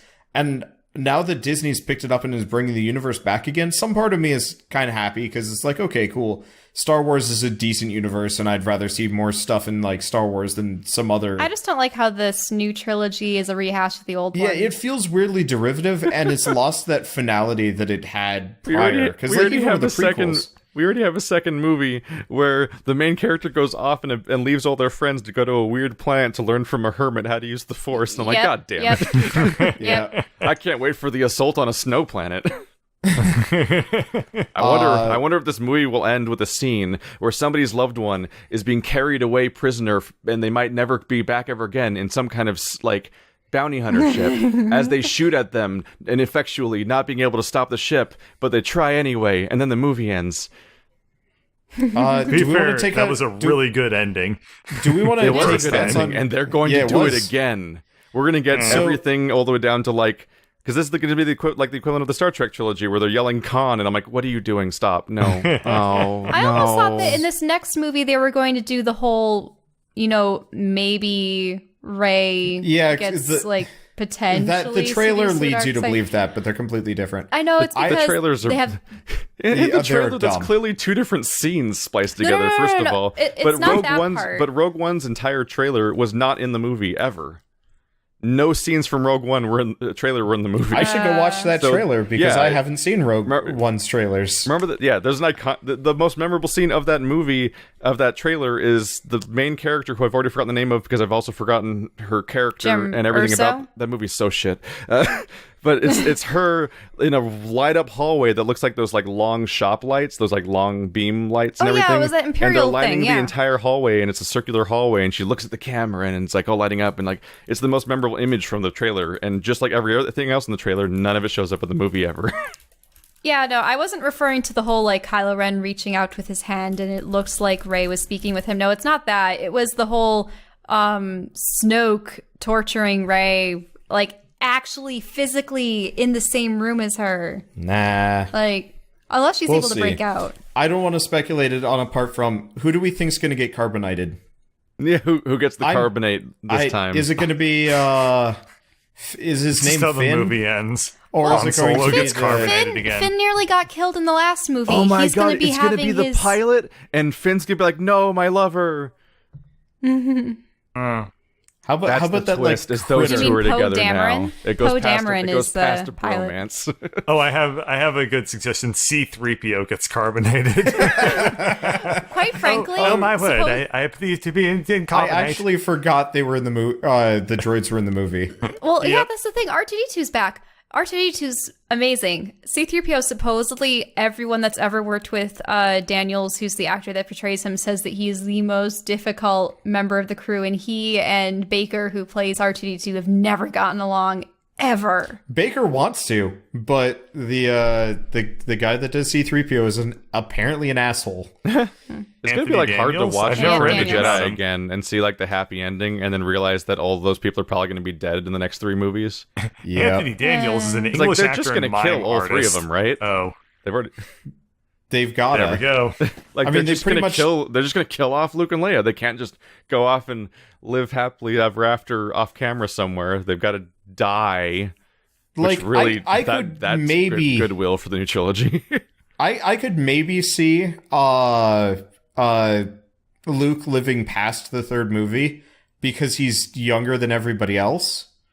Also not dead or dying. Like, you have to pretty much get rid of Han Solo from every franchise you want to have survive him. Harrison Ford because wanted that guy Han is Solo to suicidal. die back in episode 5 Yeah. Because, like, Yeah. or 6. Harrison Ford has crashed his plane how many times now? Like, if you want Well, you don't have to. any Harrison Ford character to exist in your extended universe, you have to, like, finish that off quick. There is a before weird he- sense that like we're trying to finish off every Harrison Ford property all at once, all of a sudden. Yeah, before he gets You too mean old. Blade Runner? Yeah. Except then they killed the young kid. Indiana Jones, we've got that coming Let's up. not just randomly shout out the endings of movies. Sorry. Yeah. Sorry. Maybe he isn't gone. Wasn't there another one? Because there's Blade Runner and there's Star Wars. Didn't he? Well, there's Indiana Jones coming up. Yeah. Another one? Yeah. So I suppose they don't like Shia LaBeouf. You don't have to kill Han Solo, though. You could just not have Han Solo forever. Like, he could just be done. He was just a dude with a ship. You could just give him the Revan treatment and say, like, I disappeared into the far reaches and nobody knows where he went. Han Solo's not even important enough for the Revan treatment. Just retired. He's just Han Solo. He's just a dude that flew a ship for a while. He could just stop being in the story after the trilogy's over and never mentioned again. And it would work. Yeah. It would be fine. But I was going to mention this when we were talking about EA handling Star Wars products, because like that's the other reason why I have trouble caring about Star Wars is I know any franchised video games go through EA now, and that means inherently they're probably going to be terrible. I was thinking there's a dark timeline somewhere along the way where Obsidian got the Star Wars contract instead, and I'm suddenly very sad whenever I think about that. Wasn't that KOTOR 2? Yeah, they're the people that made KOTOR 2 and Fallout New Vegas and stuff like that. Mm-hmm. The people that always make the follow-up product to a really popular game that's technically better than the first if it had had the budget and time to actually be its own product as opposed to rushed out to capitalize. Yeah, because KOTOR 2 was a lot shorter than KOTOR. Yeah. And New Vegas is better, but buggy as shit and, only partially finished. Both of them have, like, expansive community mods that try to fix them entirely. Yeah, and, like, generally are just referred to as the better... Well, I don't know. I don't know about KOTOR 1 and 2 because they're so similar, but, like... It's a very different story. How Long to Beat at the very least has KOTOR 2 being listed as equal or longer.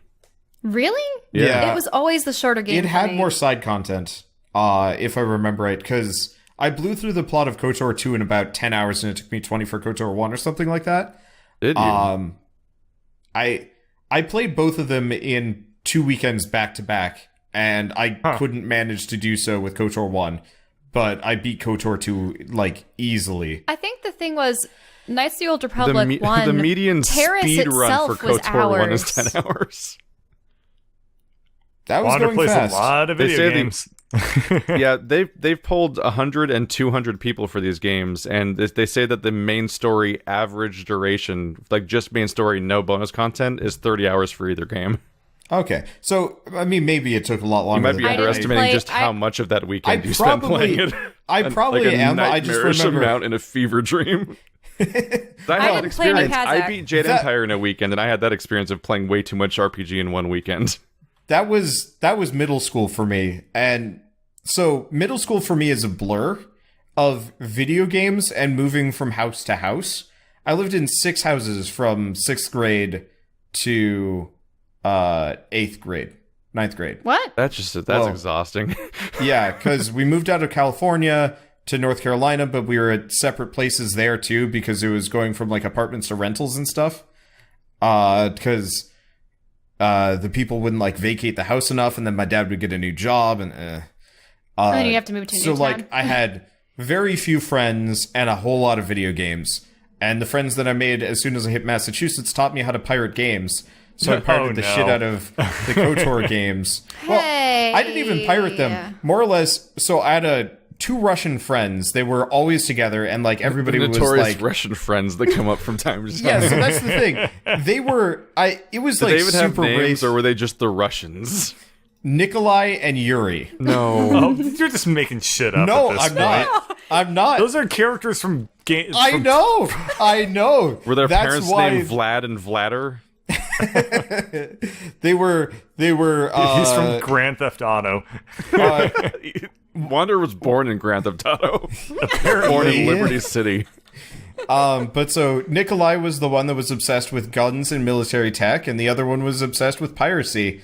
And what does obsessed with piracy mean? It was great. I just download stuff all day forever. I don't even watch it. No, that's the thing. I met him. We talked about video games. He opens up his backpack, pulls out a jewel case with KOTOR 1 and 2 burned on a DVD, and he's like, here you go. We're friends now. Tell me when you're done, and I'll get you more. And he feels like one of those annoying edgelord friends that has to slip the darknet into every conversation. He never did. He never did. I think he realized that he was getting a bad rep for it, but if you asked him about it, he would never shut up about it. I had a friend growing up who pirated Total Annihilation, and I really wanted to play Total Annihilation because I loved RTSs when I was a little kid. And I was like, can you give me a copy of Total Annihilation? And he was like, sure, $60. It was like... Wait, that's extra illegal. But that's very... That's even more illegal. But here's the thing. I didn't know how much Total Annihilation cost. So I saved up money to eventually try and buy a pirated copy of it from a friend. And at the end of it, I had raised, I think, 65 cents. Yeah, about 65 cents. Total and then I gave Annihilation up on my dream. came out when we were in elementary school, so... Yeah, he was manipulating a second grader, basically. Yeah. Oh, the second grade. Yeah, for me, I was in high school, so, like, the moment... so there were a couple other guys in this group, and one guy actually got busted for selling bootleg DVDs of movies and stuff. 1987. Yeah, I guess I would have been, like... second grade, third grade, something like that. Yeah, you'd probably be 9. I played Old Republic half my life ago. God Yeah, damn I it. know. It's scary. I played it when I was back... 13 and I'm 27. Yep. Fuck. Okay, just remember that you're that not means getting Keith's younger older and than that me? Yes. time is You were the relentlessly baby marching of this forward and you're podcast. going to die Wait, soon. Keith is older than me? I Yeah. always thought he was younger than No, me. Keith is a couple months older than me, and then Bird's a couple months older than him. Oh. I always knew hard. Bird was oldest. I never beat Old Republic. I couldn't. You never did? No. Really? It broke. Too hard? No, it broke. Oh, It broke forever. I never beat Old Oh. Republic 2. It came out in a period where I didn't know that... I didn't even know it had a PC version, period. I just thought it was an Xbox game because I was 13. I just didn't have that wide exposure. So I played on Xbox, and without spoiling anything, because I don't want to spoil this game for anybody, I got past the climactic plot reveal moment of the game, and then there's a space shooting segment where you shoot stuff in space, because that happens periodically. Those like arcade shooter segments. I know the bug you're talking Then it about. cuts to I had my a friend. Then it cuts back to my ship for Karth to talk to me. And after one line of dialogue, they just do an infinite idle animation forever, and the next line of dialogue never comes, and you can't skip it, and you can't do anything. It just stays there forever. And the save was so big for that game, you couldn't even put it... So I returned the game, and got a different copy of the same game from GameStop, and it still didn't work, so it wasn't the disc, and I came to the conclusion it must be my Xbox, so then I was like... I have a friend's Xbox. I could try to finish on their Xbox, but the save games for that game were bigger than the Xbox memory card. Yep. So I never got to test that solution. So that is actually a famous PC bug games. that I've heard about because I was watching my friend do the same thing. He was the one that introduced me to KOTOR originally, and I thought it was an Xbox game. I didn't know it was a PC game. So color me surprised when somebody else handed me a pirated disc a year later in a different state. But so I was watching him play it, and we get there, and he's like, "Oh yeah, you get to watch me beat KOTOR. It's this great game." And I'm sitting there, and so I get the big spoiler as the first like 5 minutes of what I experience. That sucks when that happens. And then we get to the my first exposure to Game of Thrones was Andrew randomly shouting about the ending of the first season. I'm like, what? What? Thanks. But so we get exactly through the ship's shooting segment. I think he may have gotten like a line or two further than you. And then just permanent standing there. And I'm like, well, this is really cool. And he's like, no, this isn't supposed to happen. I'm like, this isn't really cool. And then we went off to go watch Schwarzenegger movies. I find it so hilarious that you guys, like, how Game of Thrones has become so big now, because the first time I ever heard of it was back in high school, maybe 10th grade, and my one friend's boyfriend the difference was is it became an HBO show. Yeah. Right. He was reading the books, and so she had brought a book in, and I'm like, oh, hey, can I see it? And usually when I discern whether or not I like a book, I read the back, I read the first couple pages or chapter, and I flip to a spot in the middle. I have the uncanny ability to flip to the middle of a book and find the one sex scene I think or we've really weird established thing. this. There's a You've got lot Smutdar. more than one sex scene in those I know, books. which is probably why it was a high probability. But I happened to flip it open on the part where she was, suckling the baby dragons and in great detail, and I'm like, oh, That's not even a sex scene. yeah, but it was That's just weird. nursing. What you thought that the lion nursing in that weird game was off-putting? That was weird. What game was this? I don't remember That was this. weird. All right, well, let's talk about Extra Life. Yeah. Because Extra Life happened, and we all did extra. Well, yeah, we all did Extra Life streams Bird or participated something. for a couple hours. Yeah. For my Extra Life stream, it was Andrew and I sat down on a couch and played a bunch of indie games from my inbox for 12 hours. And one of them was called Lionessy Story. And I was so baffled by what we were going through, because it was a lion visual novel, like a Lion King, but like really like Lion King, but weird. Dude, this like, game looks awful. It's like it feels like someone's. The whole game just felt like someone's fetish. And like not This in a way art is so bad. Yeah, It's I like- noticed half it's like the in a visual way where, novels like- on Steam are like that. It's not even just that they're animals, because if it was like Lion King, I wouldn't question it for a moment. If you were just like, oh, and I'm gonna you'll roll this day, one day, and like those kinds of storylines. But like it was like, we're gonna spend time talking about breastfeeding and stuff like that, and I'm like, what is happening? Weren't the like- little lions going, milk? Yeah, like Milk!" yay, milk. And also it was terribly written and terribly translated, and the art's horrifying. And it was just so fixated on like it wasn't actually pornographic, but it was so weirdly fixated on uncomfortable things. And I'm like, why are you writing about this so much? And I had to make the point of like, this is it has the feature to fast forward to branching points in the story, so that means that it's a visual novel with different branches. So, and they put the milk at the beginning, so it's like that's the part that like, if you're playing the game over and over again to get every story branch, that's the one they want you to experience over and over again, is that the scene where the breastfeeding for some reason. I'm just like, no, Steam. No. It's nature. It's natural, Keith. I I mean, I suppose weirdly most- uncomfortable. You need to stop being such a damn Puritan and just accept the beauty of Puritan nature. If you want to make your fucking Neko Jishis, go for it. That game is respectable. That is Neko a beautiful G what? Tiger Man. Hey. Oh. If you look in Discord, I pasted the screenshot. Oh, I've Yeah. seen what the game looks like. Boy, the lion's facial expression is just fantastic. Yep. Lionessy Story is nightmare. It's just a nightmare. I was not Yeah. okay with it. We should I know we've said this before, but I really want to like play a visual novel at some point with a bunch of people like voicing the various characters. Yeah. Like Hatoful Boyfriend. I just want to play Hatoful Boyfriend, Especially completely because through we so got can get one of the bonus weird ending. endings. Yeah, we I wanna wrote get that the It's always a teacher. possibility. We just have to wait until moments where we actually have the free time. Because we're I always was busy gonna with say, like if- We're not busy individuals. What are you talking about? Well, I just want us to have like one Funny ongoing joke. I want our collective group to have one ongoing project at any given time and nothing else, because Divinity's never gonna end. Once we're done it'll with end when Divinity, it's over.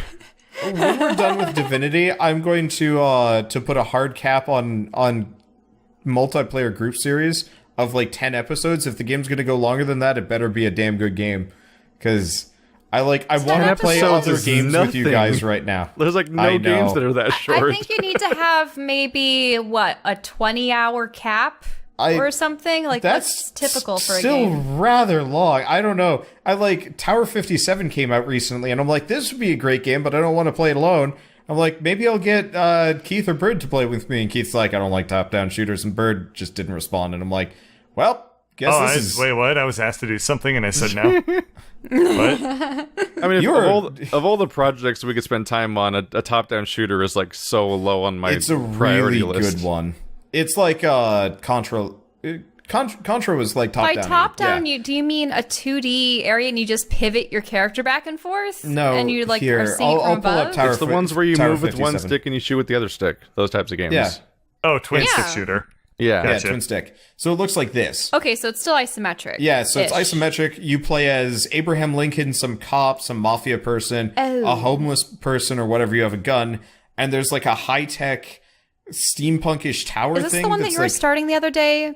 Yeah, Because I remember seeing it was, the and like a Abe monster Lincoln. rips off your lower half, and you're like, well, I Ew. guess I'm missing my legs. Time to That go is climb a- into that mysterious machine and regrow them. That's It's like, a firm what? front page of negative reviews. This game Really? looks Yeah. pretty stupid. Whoa. I was playing it and I rather enjoyed it. To me, honestly. Like, this game visually things looks I like. kind of super ugly. Well, very you know their busy. answers now, Wander. Yeah, no, it's fine. I will move on. There's a billion new games coming out every week. Yes, there is. Oh, God. Yeah, there's too much garbage, though. That's the one problem. Like, I'm actually kind of starved for new good games. January's I cleared out gonna my be the entire GRPGs. inbox. I cleared out my entire inbox, and for Second Life, and my inbox is already up to 60 things again. And I'm like, God damn it! There's too many games. I have raised my standards a little bit. But like I know the Battle Chef Brigade is coming out in a couple of days. Oh, tomorrow. Ugh. Battle Chef? I think The one where you Battle go Chef out and hunt Brigade. monsters so that you can win a cooking show. But wait. It's so anime. It's so cool. It's so Wait. anime. Wait, is that a kind of like Candy Crush puzzle that they're doing with the cooking? Let me go back and take a look at it. I've never played Candy Crush, but I know that it just looks like Tetris Maybe? with elements. It does look like it's probably got a won't like- match 3 effect to it. There's a really interesting sequel to Candy Crush, actually, that Shell would probably like. It's called Crush Crush. I thought you were going to say Bejeweled. No, I was going to say Banner Saga. Oh, because the lawsuit. Yeah, because the lawsuit. Wait, what was that's Banner funny. Saga Lawsuit doing? jokes. So Whenever we the talk Candy about a Crush, lawsuit, I get Google results that are just people looking up that lawsuit, and they find our podcast that way. And they're like, when do they talk about the lawsuit? And I'm like, okay. Huh. Eh. Like that happens so- for gentlemen. Odd yeah, gentlemen. the Candy Crush people named their game Candy Crush Saga. Kingwin or King or King whatever. Games. Something Yeah, like King that. Games. So because they're it like, had Saga we're in the it? only people Yep. that can have Saga in our name, and the like Banner Saga precedes their game by like a while, and also like Saga is just straight up a normal word. Yeah, it's Yeah. ancient. And It's the it dumbest doesn't thing. look like they won. I never heard if it actually like went to court, but there were lawyers, and it was all over the news for like a couple months, and it's like, what the hell? Like, this makes no Yeah. sense. You are not in competition. We're going after this game for having Saga in their name, even though, like, I'm sure countless names had Saga in their name because it's This just reminds a me of word. Scrolls. Yeah, Scrolls or The game that Pray, never came out. Pray for the Gods. No, Scrolls came out. I own it. It came out and then it died because Scrolls nobody doesn't was exist interested in anymore. Hearthstone was better. Yeah, it already had Yeah. a whole life cycle and died. Oh, Yeah. It doesn't That's- exist anymore. You can't play it now. You missed it. I mean, thinking of going back to like Star Wars and Star okay. Trek, I suppose people couldn't really do anything about having like a star prefix and a war suffix like in separate different like because you But have they're two Beast words, Wars at least. and you have Star. Yeah, with Banner Stuff. Saga, Like, I don't know. it's like Candy Crush. Nobody is going to look at Banner Saga and Candy Crush Saga and be like, They're the same. Yeah. I bought the wrong one. Like, that's not going to happen. They're not even available on any of the same platforms. Whereas, What like, I should if do is I should make a game called War Star. See, see what I can, or Craft. Craft. There's a lot of games called Craft. Yeah, Yeah. I think I've heard of a game called Craft, which is like Minecraft crossed there with are so StarCraft. many. Which is I mean, really you have confusing. Minecraft for goodness sake. Actually, So, that is yeah. another lawsuit that should happen. No. I feel like Should Blizzard happen. should. Blizzard should should go happen. after It's everyone too that has stupid. craft. It's way too stupid. And then suddenly Kraft, as in Kraft It- it- Cheese it would be Company, funny- comes in and they're like, we were the first Kraft. It would be funny if Because of- Minecraft like survived the wave, but then all of the Minecraft clones get finally wiped out, That and it's almost would be and all nice. that's left is StarCraft, Warcraft, and Minecraft. Yeah, every time I play a Bethesda game now, I have to mention the Prey versus Pray for the Gods. Oh god, that one's stupid. Bethesda's not It- your friend.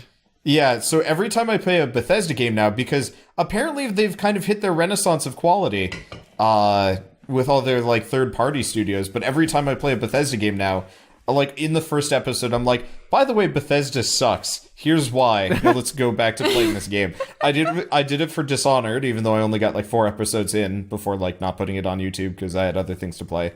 I did it for New Vegas, which is like precedes it. obviously for Prey, I talked about it a lot. And I'm just like, I hate Bethesda. They should go away. Arcane Studio is cool though, and go from there. On the topic of scrolls, it's becoming like a really big bummer just dealing with like games that have where like the game you can just miss a game now. Yeah, it just goes away, and you never. If you didn't get to it in time, it'll be gone forever. On the topic of so Scrolls was a early access, like still in beta, online trading card game that was actually fairly neat compared to like Hearthstone. Like it had some unique mechanics, but it was very, very slow and not very well publicized, so the player base dropped really quick and stuff like that. And it never actually hit a 1.0. When Mojang got sold off to Microsoft pretty much just said, no, we don't want this, bye. And that was the end of it. And that kind of sucks, because here's this cool game that barely gets to see the light of day before it gets axed. Like, you know, some canceled games, it's like, okay, fine. It just didn't make it out. Like the heretofore unknown infinite number of Star Wars games and series that have kind of been in production but never succeeded. At least you didn't even get to see them before. Whereas, like, Scrolls was a thing. It had a fan base. It was active, and now it's gone, and nobody will ever be able to play it again. Unless somebody, like, rigs up some kind of emulator to make it think it's a single-player game. Or you can play it over, like, a network thing. On that topic, Disney axed Marvel Heroes. I assume none of you guys have ever touched that, but do you know about it? Oh, no. It's a like MMO thing where people played on their phones? Nope. Marvel Heroes is the isometric like hack and slash game using pretty much the entire Marvel franchise. Mm-hmm. Played like Diablo and was like a MMO. I remember when that came out. And that's been out on PC for years now, longer than I think my channel existed, but it recently came to consoles back in, I want to say, June? And so it finally made consoles, and everybody was super excited, and they've been hyping up a big patch. And then earlier this week, I want to say like Wednesday, Disney's like, by the way, this game's shutting down, just straight up. And so it's been on consoles. To the studio? Did they dissolve the studio, or what happened? I assume the studio is probably folding because they were too invested in the game, and they don't have enough capital to probably move on to something else. Because this is one of those like studios that only makes one game. It's like if was this a free-to-play game? What happens to all the money that people put into it? Yeah, so that's it. It's a free-to-play game. You don't have to buy into it, but you have like a limited subset of characters that you can play. So maybe you can play as like Wolverine, Colossus, and Storm. But if you want any of the other Marvel characters, you either have to unlock them or buy them League of Legends style. And it was kind of grind-festy, and you know, it had its own problems. But are they going to give people their money back? Like, what if you bought something like they're not the day before they announced they were going to close it? You can't get it back. That's one of the horror points of these like online games now, is they can take it away from you. Steam could go down, and we would lose our entire game libraries. Yep, and because Valve decides it's not worth it anymore. To which everyone will respond to you being like, "Well, the boss man leader dude said they'll magically unlock all the games, which is definitely gonna work." And then you can. It's in the terms of service that they can take it away from you at any time. Therefore, you have no right to the product anymore. Let's just invest all of our trust in these mega corporations that would totally have our interest at heart. And the problem is, since they're one of the like major sources for digital, formats of the game, you can't. There's a lot of games if that they're only bankrupt exist on or Steam. don't want to, then they would just they wouldn't send everyone tangible discs and be like, "Here you go." If Valve ever goes under, my game library is going to dwindle to very, very small amounts, and it's going to be quite sad. Over 1,000. Yeah, how many games do I have now? Games. I've got 1,489, and that's not including the many, many unredeemed keys that I have sitting around in my email. We are unusually inbox. close. I'm at 1483. Yeah. Well, it's bizarrely close.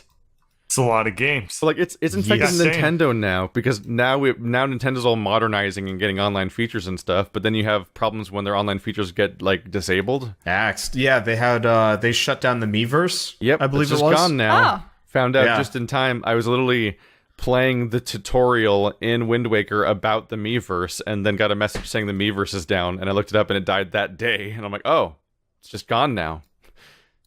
Every time you play this game, it'll remind you the Miiverse is gone, as it teaches you about the Miiverse that doesn't exist. It's bizarre. I remember the Miiverse.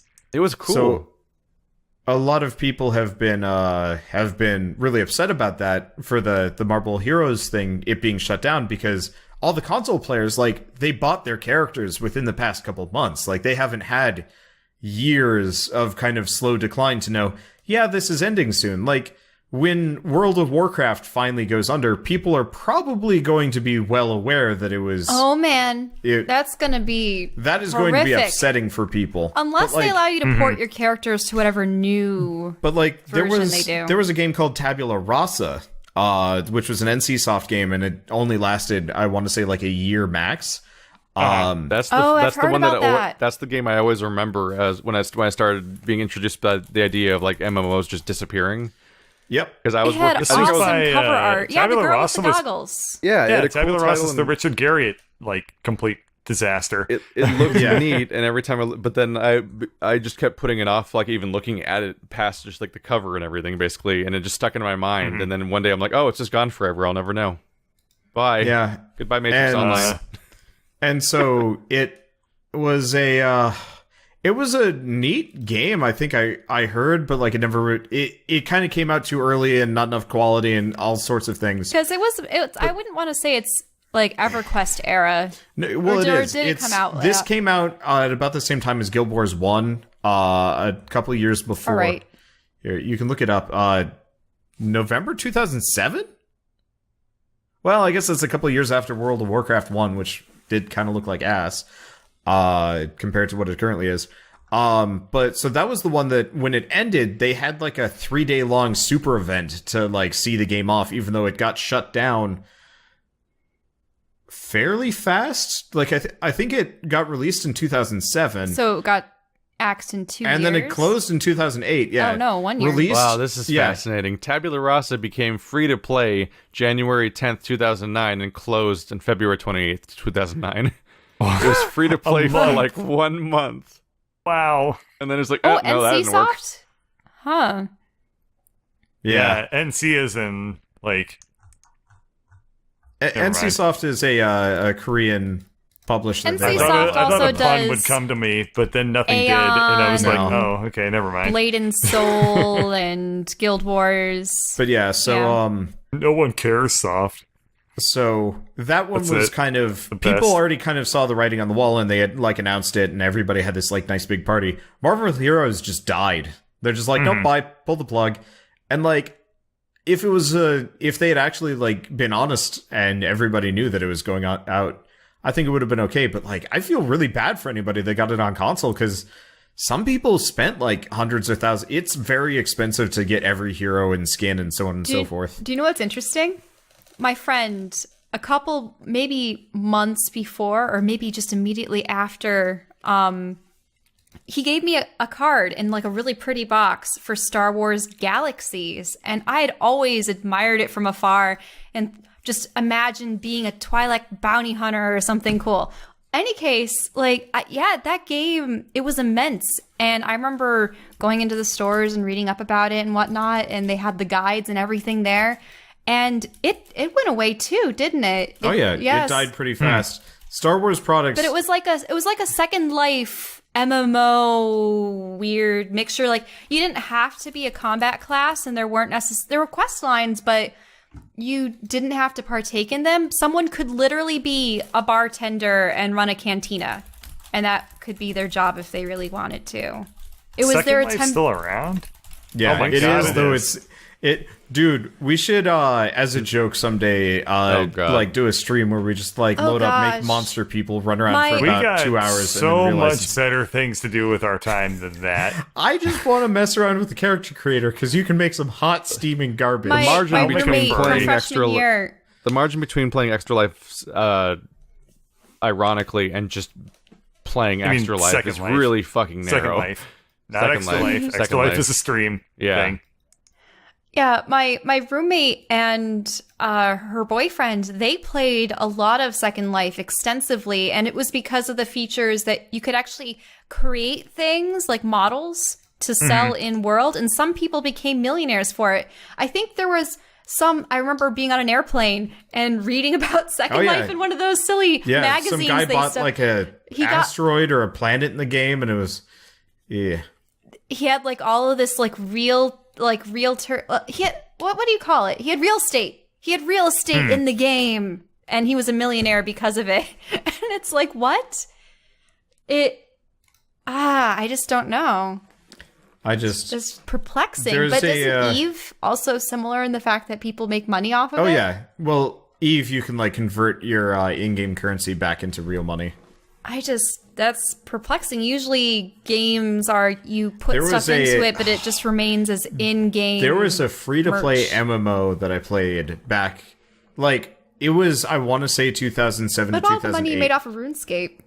Well, that was me selling it to chumps. That's not allowed. You violated the TOS, dude. I did. I should be banned. Luckily, nobody knows what my RuneScape username is because it predates any kind of channel or internet presence I ever had. But so when I was in high school, middle school, I played RuneScape, and I had a lot of friends that kind of played RuneScape too. I mean, it was fun. The other alternative MMOs were like EverQuest and WoW, and, well, a number of people just couldn't afford it, weren't interested, or whatever. So my brother and I kind of tag teamed the game, and we both got up to fairly high levels. I think it was above level 100. I was close. I don't remember. But I was comparatively, like, fairly high up there, and my brother was higher. But we would make tons of money by exploiting various things that, like, you know, two people could do better than one. And so we actually found out that you could buy loads of, like, one type of item from NPCs and then resell them to people for a lot more money. So we spent a weekend making, like, I want to say 50 million gold in the game, which I think it's chump change now, but whatever.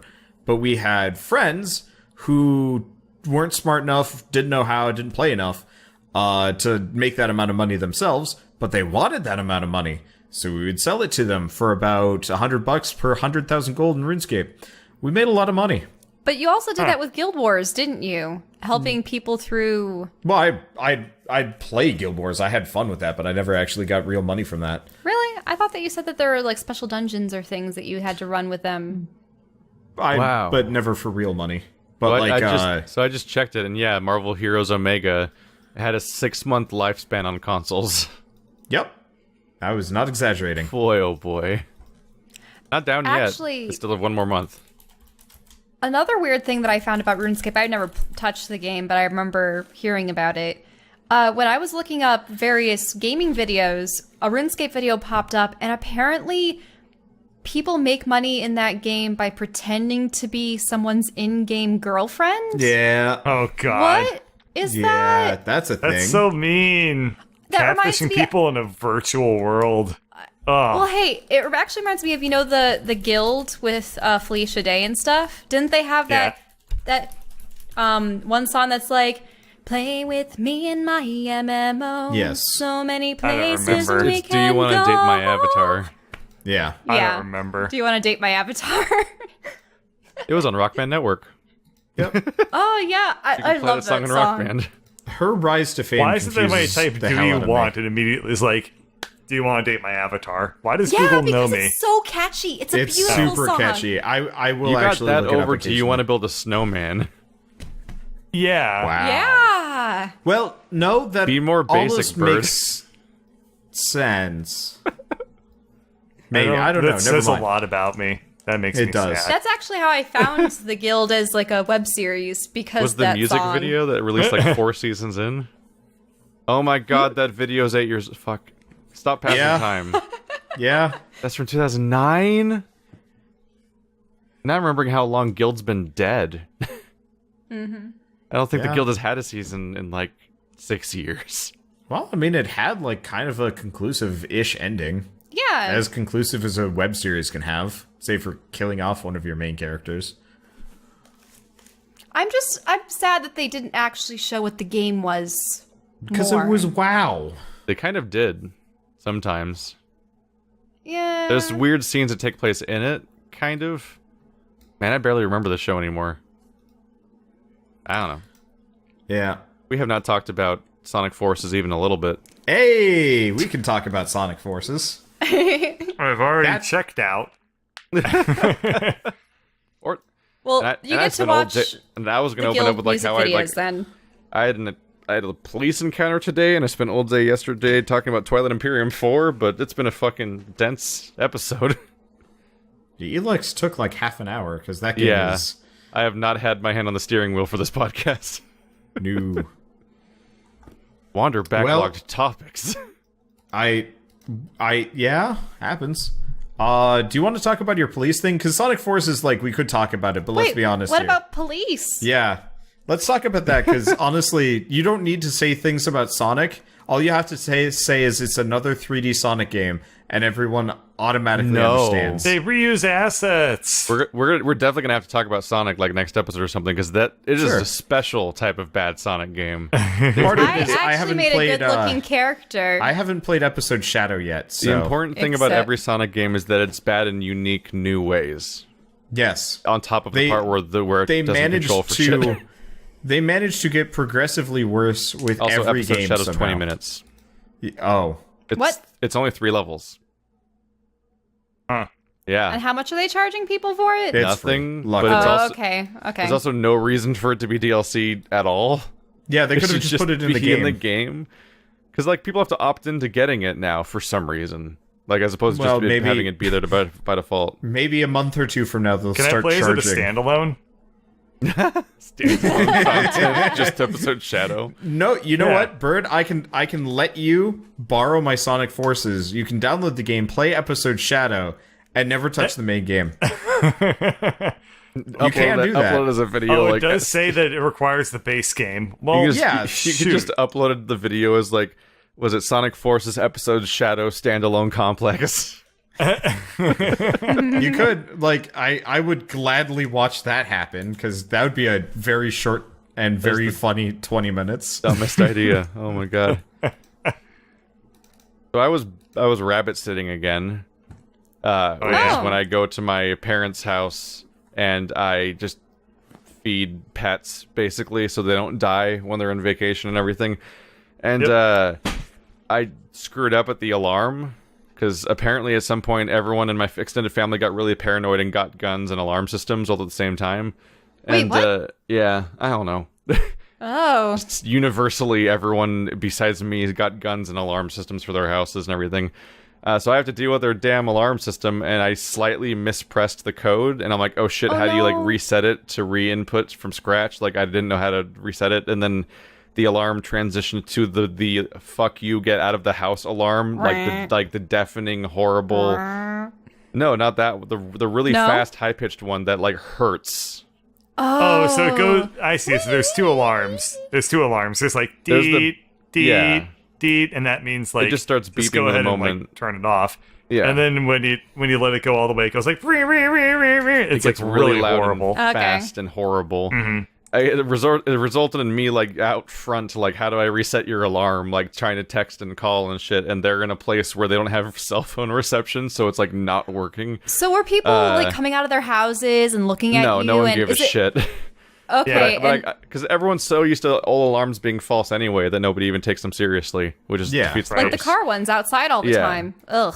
Like there was these horrible moments of like trying to run into the house and like see if I could press buttons on the thing, and I was trying to like that hesitation of like I don't want to take my hands off my ears because of how horrible it is to stand in this room, but I need to press the buttons with my hand, and I'm like, this is the worst thing. Eventually I just gave up and went back outside, and the alarm just stopped. And then I went in, and when I went in again, it was just beeping again, and so I just put it in the code to make it shut up, and we went on about my day feeding animals and stuff. The cat had lost its shit. Because of the alarms, probably. Yeah, it seemed incredibly insecure because it rubbed its like face scent glands on me like 70 times, like just going for my hands over and over again. And that cat does not like me. That cat does not like me. I've come here so many times. This is the first time this has happened because it's like so on edge. It keeps looking in all the different directions and stuff. Rabbit doesn't give a shit. Rabbit is unfazed by loud noises apparently. I'm feeding the rabbit, and like I like I put the food bowl, and I'm like, as an apology, I put like treats on top of it, and the rabbit like stomps the bowl out of my hand before it even reaches the ground because it's just this bossy little bastard. And it's You're like, no, mixing them food on together. floor now. And it's like, and it's like he just stomps it down so he can start eating faster and just bury his face in the food, like totally, apparently unfazed by horrible loud noises that I had to flee from. And these are supposed to be animals that are sensitive to sound.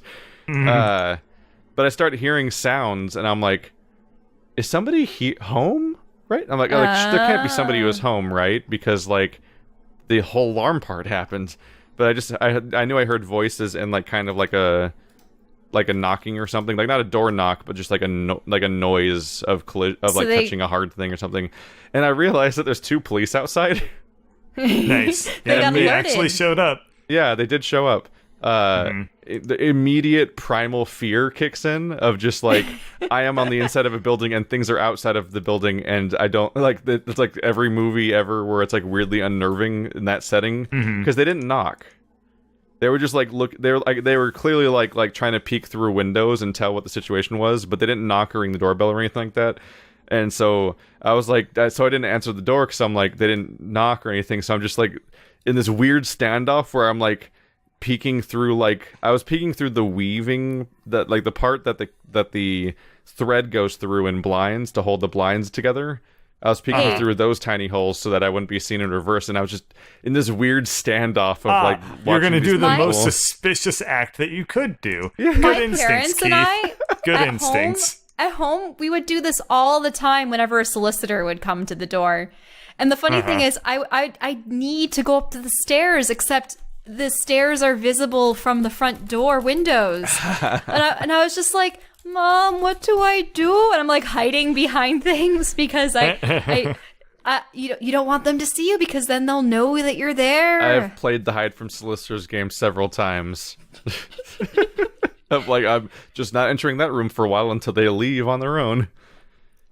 So what did the police do then? They stayed there for a surprisingly long time. Eventually, I think they were just wasting their time on just like having a conversation and chilling out in the front yard for a while before getting in their car and leaving. Because I don't just think they're allowed to them. legally enter because they don't have like a warrant or something like that. So they have to wait until they get a visual confirmation that something is happening before they actually enter the building. I was surprised they didn't even like knock. They're supposed to knock. No, they didn't. I was just like That's generally really weird. baffled as this was going on. Well, wouldn't a potential thief or robber stay stock silent and not do anything either way? Well, they'll look for signs of breaking and entering and stuff like that. Yeah. Sure. And if anything, what I did seem to prove that standing still works pretty well. Because I just stood there and then they left.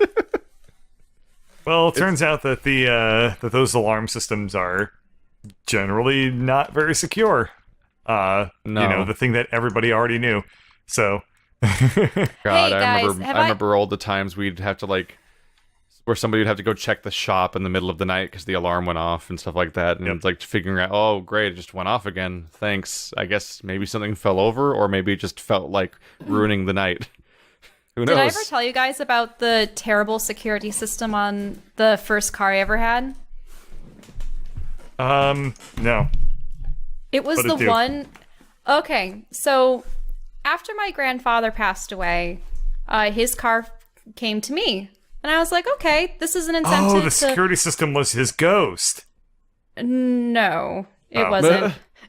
Okay. So I actually learned how to drive, got my license and everything. This was probably when I was 20. Yeah, I hadn't gotten all that done until then because didn't really have a reason to drive around on campus when I lived on campus, that kind of thing.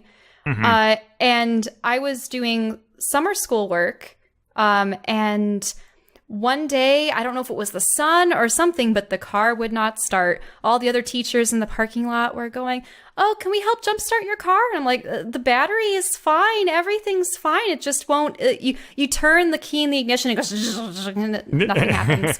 I go, "Okay." So my parents get it checked out and whatever, and they go, "Oh, maybe it's just the fuel pump isn't working. It didn't seem to ignite it. So, here, we'll change the pump out for you." A couple $100 later, and a couple days later, I'm back out in the parking lot, getting ready to go home after the summer school, and oh, for goodness sake, what's going on? My parents at this point are like, it can't be. We just got a new fuel pump.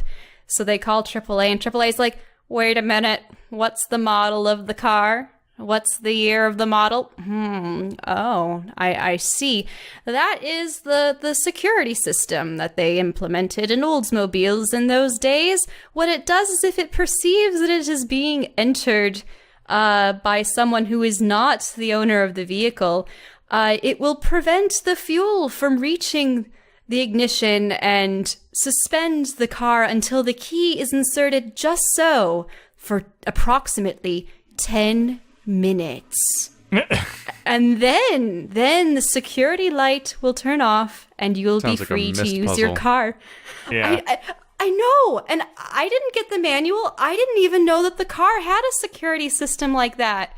So my parents spent all this money to get a new fuel pump on something that was easily the security system. And the funny thing was, I was just like, okay, well, what sets it off? Like, I just opened the car manually and everything. What am I doing that makes it think it's being stolen? And they're like, eh.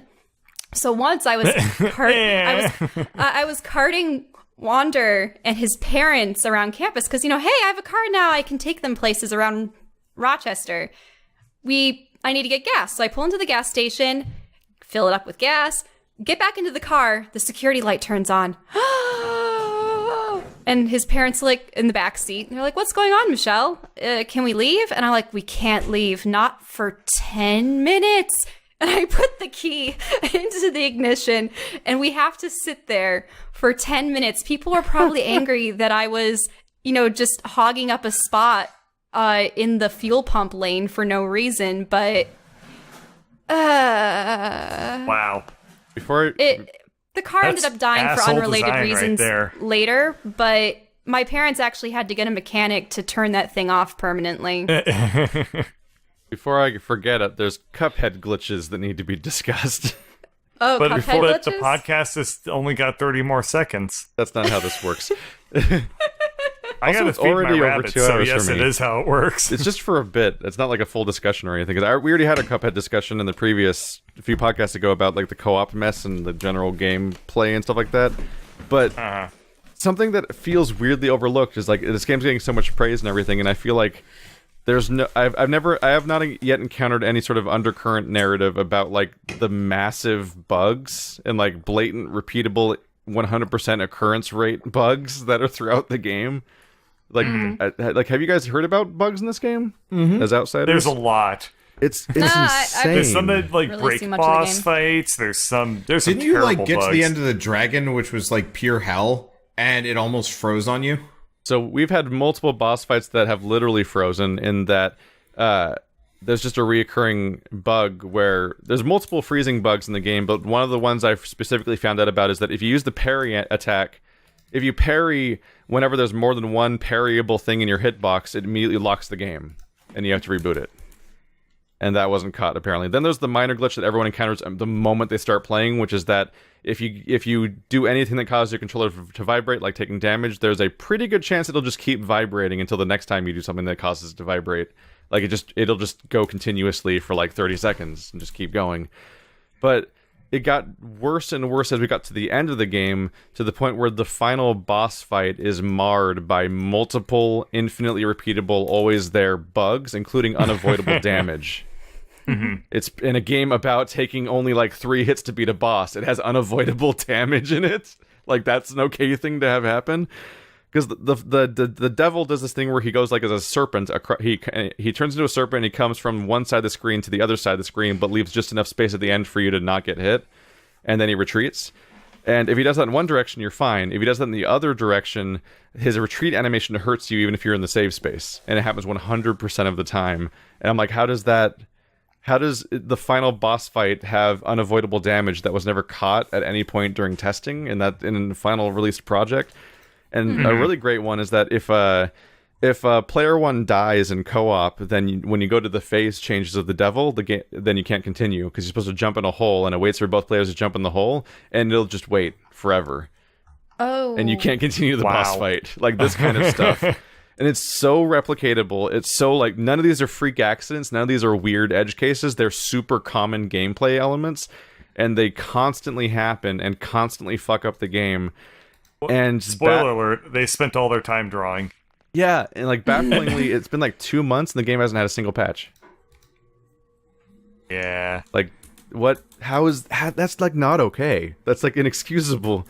Because, like, they either didn't test their game, which I doubt, or they just shipped it with all these bugs on purpose, knowing they were there, even though no matter how severe some of them were, and then also still 2 months later haven't patched them, and I'm like, holy Was it crap. just difficulties with multiplayer? Because I know some companies primarily make a game with the intention of single player, and they're like, okay, well, we want multiplayer in it, but then they don't both thoroughly... the bugs exist on both sides. Oh, really? I There's honestly would not be bugs in the game. It's a weird mess.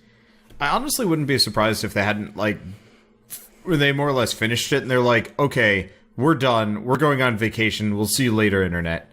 And they just don't want to. Like, wow, it sure is convenient that there's a really positive narrative going on around our game right now. That'll overshadow all of the problems the game has that we might never fix. That's just... it's a bummer, because the game's neat, but I'm like, how? Like, at least in Sonic games, the bugs are usually, like, weird freak accidents. Not 100% always happens that way every single time in a super common scenario. On the final boss fight, like, the most important fight ever, possibly. I don't know, It could be one man. of those things that's connected permanently to something else, and they know that they can't change it. I was actually watching things, because everyone's been hyped about the release of a vanilla WoW server or something. Everyone's like, yeah, we get to play the original stuff. Supposedly the reason why, no matter what happens in the game, throughout all the expansions, everything, you have that initial backpack with so many slots in it, and you can never upgrade it or change it or anything, is because it's intrinsically tied to the game, and, like, to try to remove it or alter it would actually break it. I find that fascinating. Specifically, if you remove the backpack, quest rewards are no longer accessible. You can't get them anymore. For every quest in the game. And they'd have to It's just that they've changed every other part of the Jenga tower, but that's the one tile on the bottom that's just stuck there forever. There's a couple more things, but that was the one that stood out to me. That's funny. And it's just... I hope they make WoW 2 just with combat. WoW that doesn't- 2? Dude, why not? They were working on it. It got canceled. Well, I thought they were their working on follow-up something MMO called anyway. Titan. Yeah, that's they're long working on dead. Titan. Yeah. Well, It'd be this great was if the they same- could hop...